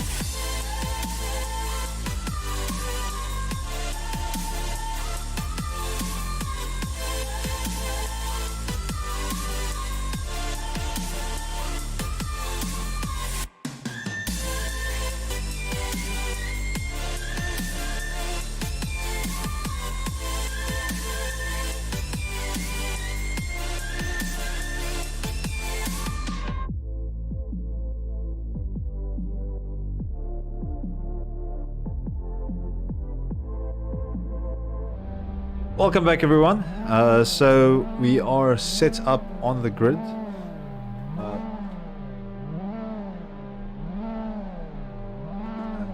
We are ready to get going. So we've got Peter Galdehuys and Herman Nieuwhout sitting at the front.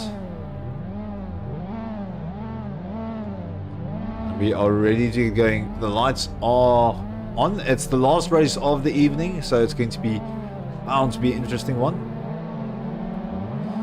6 lights are out and we are off. So good start from all of the drivers. Trying to... There we go.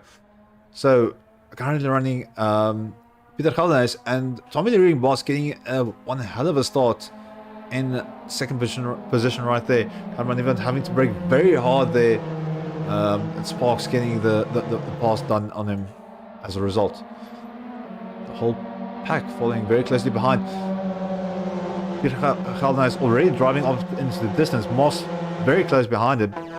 Herman Nieuwhout now under pressure from Leach and Sparks behind him. See some shuffling going on through the pack. Almost alongside with Nieuwhout and Leach. Sparks very close behind. Wesley also very close. Only 2/10 between most of these drivers. Barnard and Wesley also getting some stuff some work done there, and I think Nevo really had to brake to avoid an incident there, and you can see the pack completely shuffling. So it's taking a while for everyone to settle. I'm just going to give you a bit of an onboard perspective here. Let's take Melbourne Coast of just how crowded it is on this first lap. You can see on the inside of Camper Corner, unfortunately, one of the drivers turning in on Coast there. He is slightly rattled by it. Has fallen back a little bit. We head into the first lap. That's too much braking. A little bump there, and unfortunately, all kinds of chaos between the drivers here. And we're right in the middle of the action. Well, that's been happening. Moss has snuck into first. Got Leach behind him. And Peter Calder is all the way back into position 4. So he unfortunately might have made an error somewhere. And the pack is so close together that that's going to result in you falling behind. Peter Krobler already into 8th position. Swap between Craig Wesley and Barnard. Crook going ahead of Krobler, so a whole bunch of shuffling. It's not done yet. They're still alongside. You can see Krobler taking the very restricted inside line, and that's cost him 2 positions in one go if he's not careful. So James Crook and Michael Rust trying to pull in front of him. He's going to try and drive on the inside, but he's got Rust in front of him, restricting his line. He's not going to be able to get the foot down right yet. He's boxed in on almost all 3 sides. Now with the inside line for Repsol corner, and he's going to try and take that corner, and Krobler does take back 7th. And now needs to recover from this. Back in first, Tommy Moss, and slightly behind him, James Leach. So Moss in a solid battle for first, but he's going to really have to get his foot down because he's not opening up the gap. Although Leach running wide in the Worth chicane is going to definitely give him that opportunity.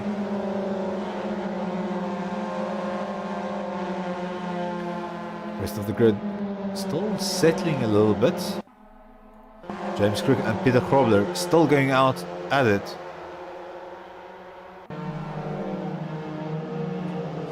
You can see Crook setting up for the inside and making the swap with Peter Krobler. Peter Krobler with the switcheroo on the inside, knowing that if he keeps his line, he's going to keep his momentum, and nice little bit of fighting between these 2 drivers.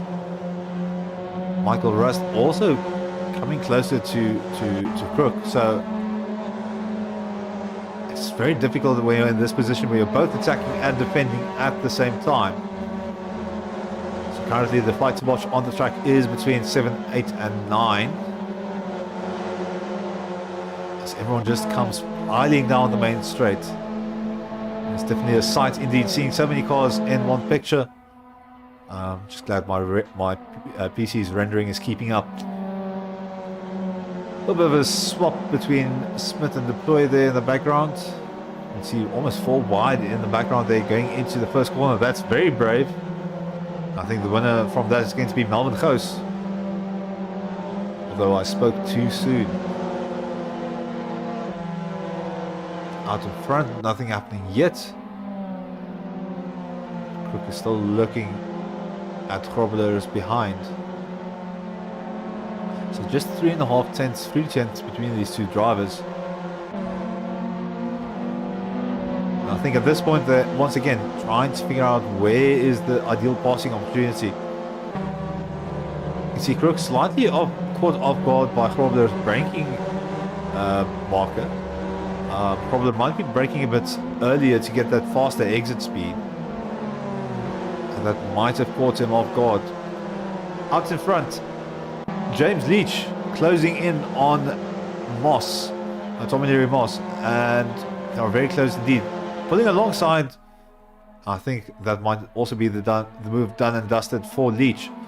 Moss now falling in behind him, tucking in on the inside, and they're going to be alongside for the last portion of the circuit again. So I think Moss will pull slightly behind, get to the better exit, because Leach is focusing very much on track position at the moment. He's trying to keep hold of that position. Just needs to be careful that for the next 2 turns he doesn't compromise his exit. Moss very close behind. That's 1.5 tenths through New Holland, and it's all going to depend on this exit. So Leach running very defensively, all the way on the inside. It's almost inside the pits as they pull alongside for the first turn. He's going to have to close the door a little bit. I think Moss didn't follow him, and that's cost him the draft. A little bit of contact, and Sparks slipping through on the first turn. So while Moss was occupied with Leach, Sparks said, listen, I'm still part of this party, and got himself a slice of the cake. So Leach firmly, comfortably in the lead at the moment, as he's got a bit of a buffer between himself and the other drivers. Moss and Sparks still in the battle, and Moss now being pressured by Geldenhuis behind him. Things going from rough to little bit rougher for Moss, as he's now going to have to defend yet again. So Sparks looking to open up the gap between himself, Moss and Geldenhuis. Not finding the opportunity yet. Leach still in the lead, but a very small gap between himself and Sparks. So the first 4 positions all within a second of one another, and this is opening up a whole lot of opportunities for the drivers involved. Moss yet again not able to pick his braking marker with the car in front of him. That line on the inside might be costing him a little bit of time. He's going to pull back, brake where he wants to, and see if he can follow Sparks through here. So 3 tenths between Sparks and Moss, and then 9 tenths between Leach and Sparks. So a little bit of a 3-way battle here for position 2 and 3. Leach looking very good. All of the cars utilizing as much of the track as they can.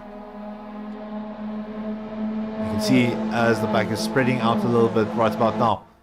A little pass in the background there between who I'm going to assume is going to be Peter Geldenhuis. No, sorry. Peter Geldenhuis trying to make the move on Tommy Moss on the inside and getting the move to stick, but now Moss is not going to let him go that easily yet. So through the rail corner, following very closely behind.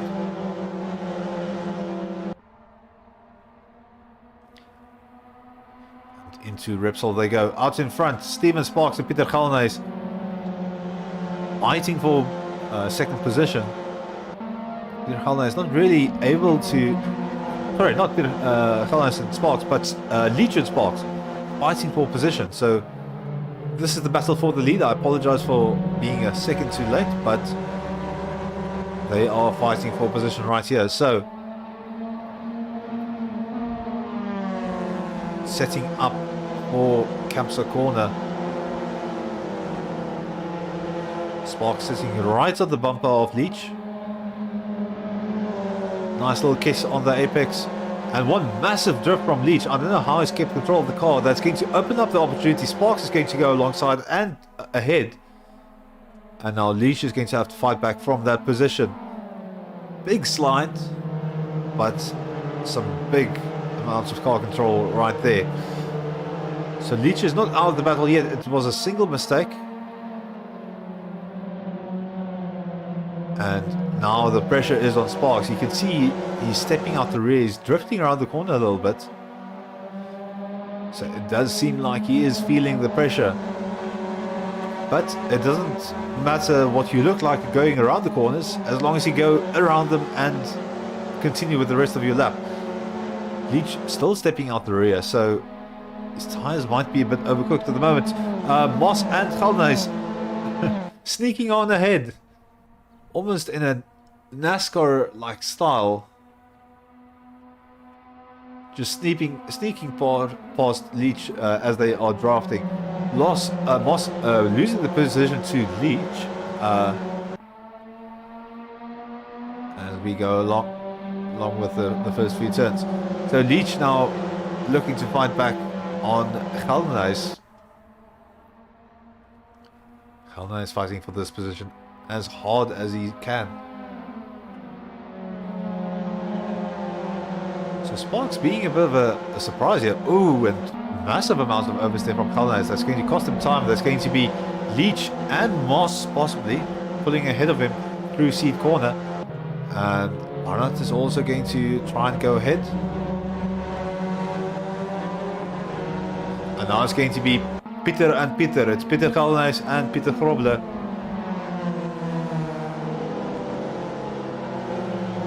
Leach falling behind now with some car control issues and a whole bunch of action going around for the third, fourth and fifth. Bunch of position swaps. So Barnard and Grobler very close to Geldenhuis. Moss somehow is able to keep hold of that second position. You can see Grobler on Barnard here trying to look for a position, for a line on the inside, not finding it.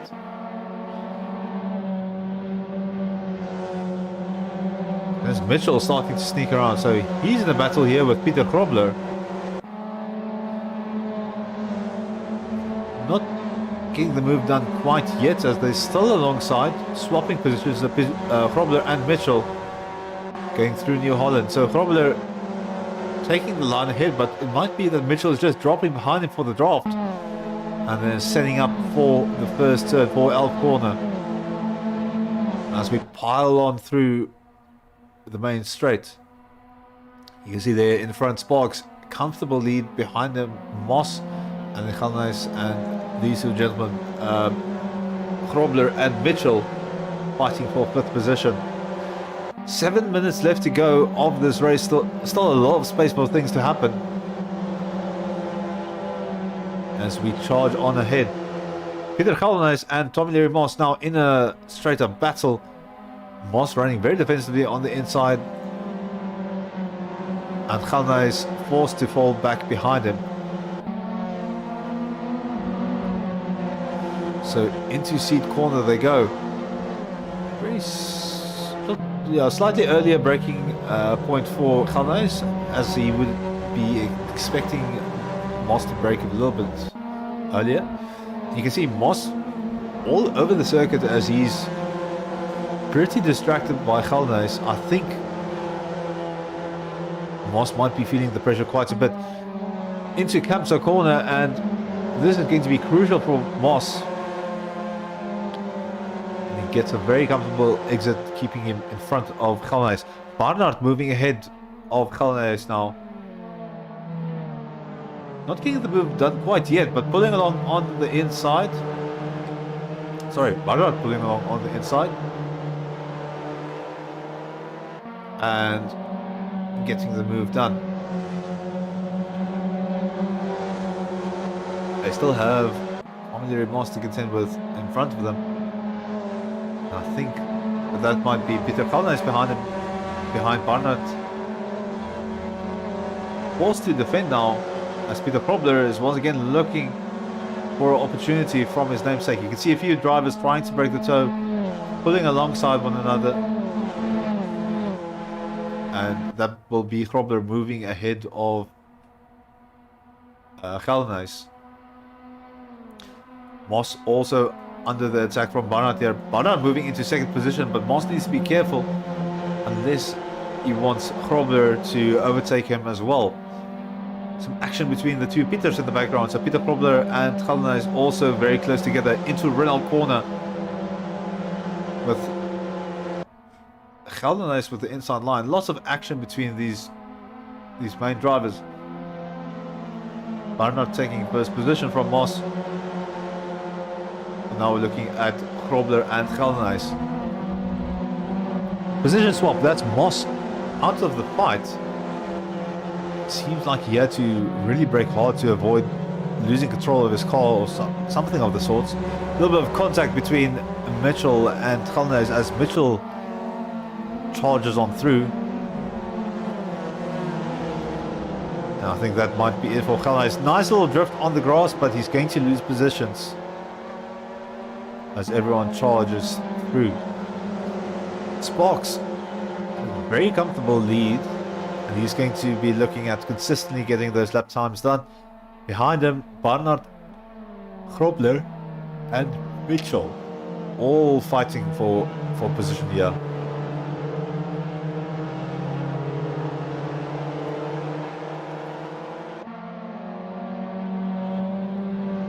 Grobler now within 5/10 of Barnard ahead of him. In a very good position to strike. He just needs to keep that distance down through these last two corners. He's got enough of a gap so that he can just assume his normal line. Unless, of course, Barnard is going to be faster.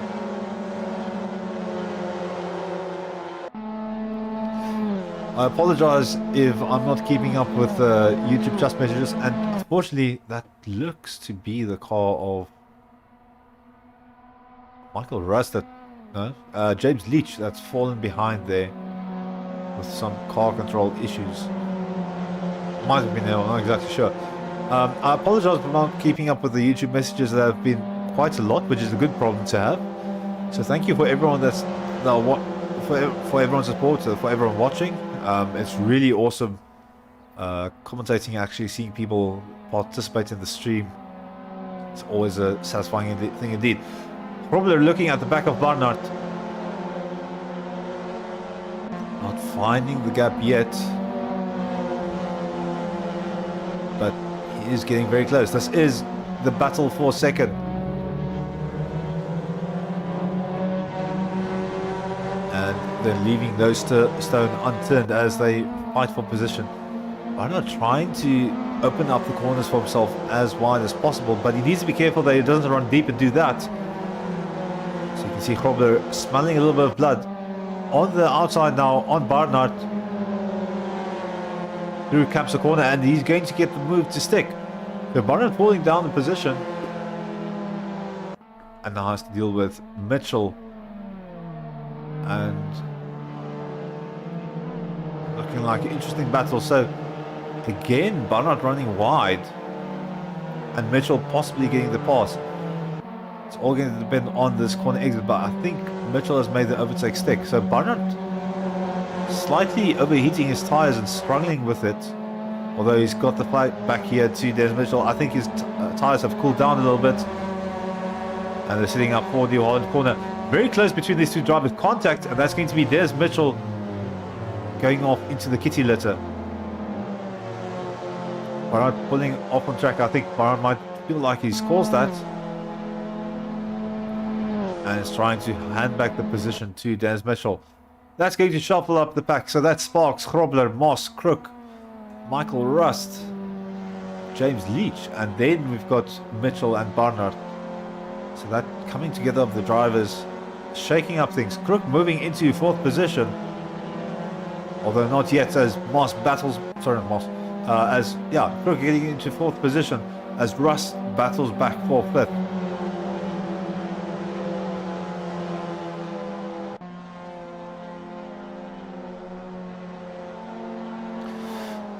So the start of the pack still spreading out. It's going to be this battle between Rust and Crook. Rust going on the inside. Crook getting overtaken.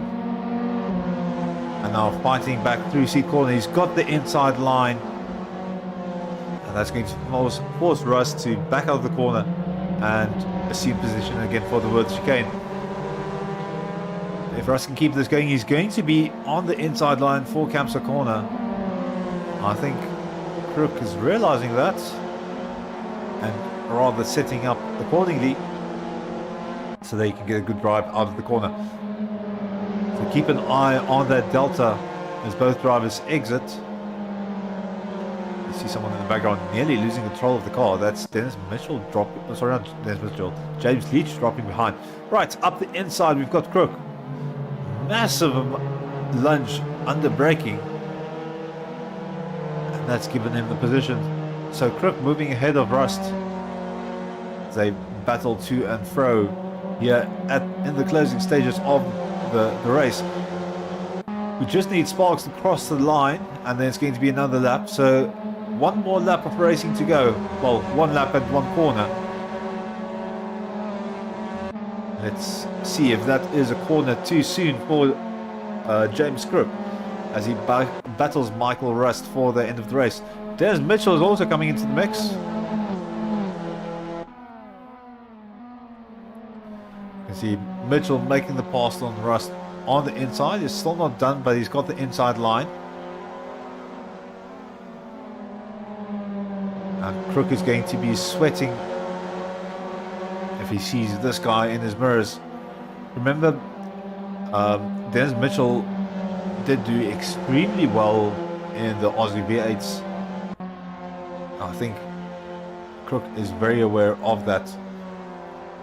I'm just going to jump on ahead. So Peter Krobler has caught up with Stephen Sparks. He's brought that gap down to a few tenths. And this is now the battle for the lead.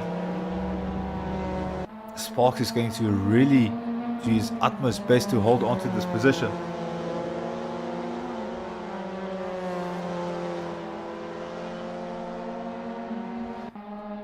Rust still behind Mitchell while I'm looking at the timing screens. So Peter Krobler looking for a very strong finish here at the end. They need to be careful. They don't want to take one another out, but they don't want to give one another the points either. So it's a difficult balance. Do you try and go for that last corner pass, or do you conserve your position and think about just finishing in the points as is? Through Europe car, 4 tenths, 5 tenths between Sparks and Krobler.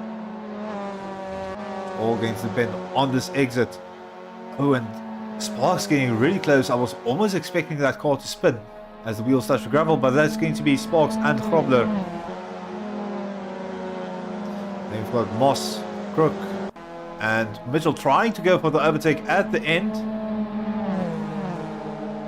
Not really getting the move to stick, but some good racing from everyone. Deploy is still in a little bit of a battle here at the end. And then Gallenhuis and Devote rounding out the back of the grid. So your race winner is Stephen Sparks, then Peter Krobler coming in second, Tom Leary Moss third, Crook fourth, Mitchell fifth, Rust sixth, Leach seventh, Upton, Smith, Barnard, Van Heerden, Basagi, Wesley, Deploy, Gallenhuis and Devote. I'm going to jump off and see if I can find the drivers, if I can find Sparks and Mitchell, and then I'll be back with you shortly.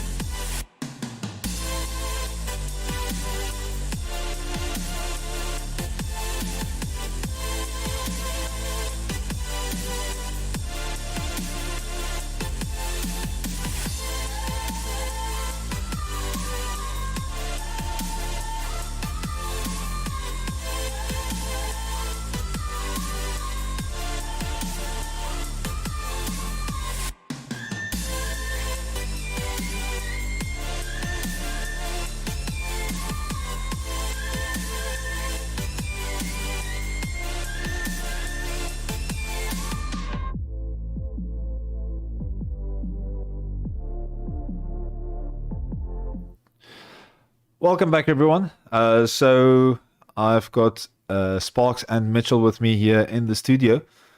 So Mitchell, that was a very tough first race and a lot of action going on around track. What was that race start like for you, and how do you feel about how the race went?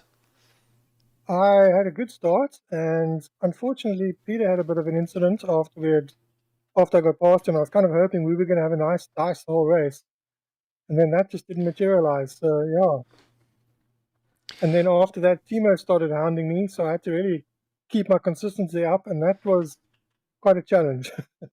It does seem like this track was a big challenge to keep consistency up. I saw a lot of cars kind of stepping out the wheels on the last corner onto the grass and the gravel, and a few cars losing grip because of it.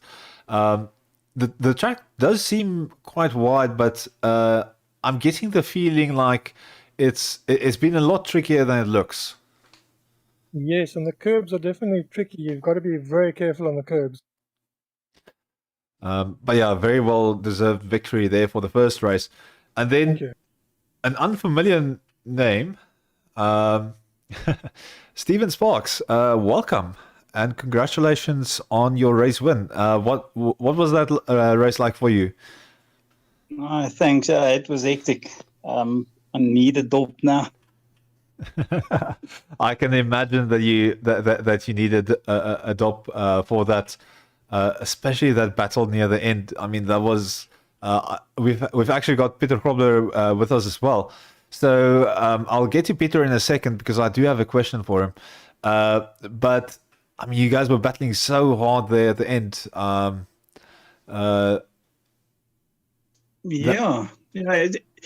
It's hard to keep your concentration up when you know the guys are coming for you. And then second last lap in the last corner, my screen went blank. Oh no! So I had a little bit of an off, but it came back on thankfully, and I could finish. But yeah, Peter I thought he was going to pass me into turn one already. Yeah, we were keeping an eye on that last lap, and it was kind of touch and go. Like if there was one mistake, and I saw that rear left wheel of yours stepping out onto the onto the grass on the last turn. I thought, oh shucks, this is it. But thankfully your car kept it together. So yeah, well done on that. Of course, you didn't see what was going on, so I think you might be watching that on the stream and getting a bit of a shock. Definitely. And then Peter Krobler, I'm going to give a special mention to you. So that qualifying lap, where in what cellar did you dig that out of? Because you were down on the grid, I think 5th or 6th, and you just found a hole almost a second on everyone. I just saw you jump ahead. I mean, what was going on in your head with that qualifying lap? Because I can imagine near the end you need to keep the pressure under control to keep yourself focused.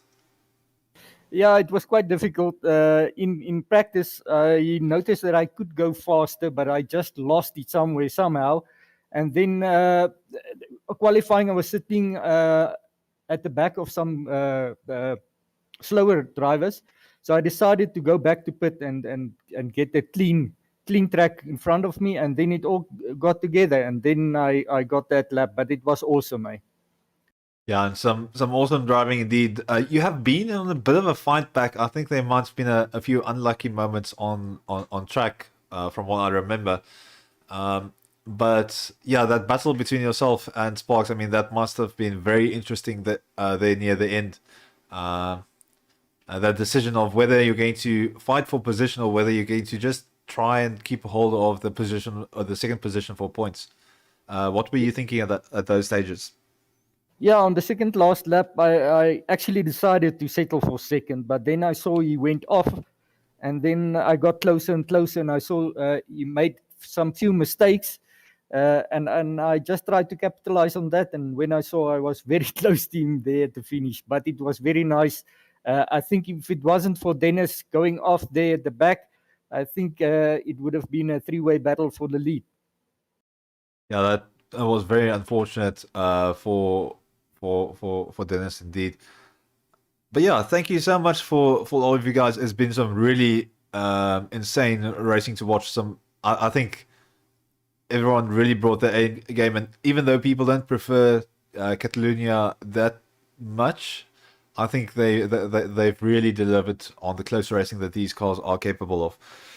Just a quick shout out to our sponsor, Alwyn Again, you've been with us right from the get-go for both the Aussie V8 series and now the MX5 series. So just a big thanks to you, to Skinny Media, when I deploy, who's been doing all of the video work for us. Again, thank you so much. The production value of this has been very high. For all of the races, especially thank you for tonight. It's been some really good racing to watch. You guys really deliver, and the performances are definitely worthy a watch, even in Div 2. And yeah, we'll see you guys next time for Croft. It's going to be an interesting battle. I think there's going to be a bit of a shuffle in the points. And we will see you next time, same place. And thank you so much for watching. Goodbye.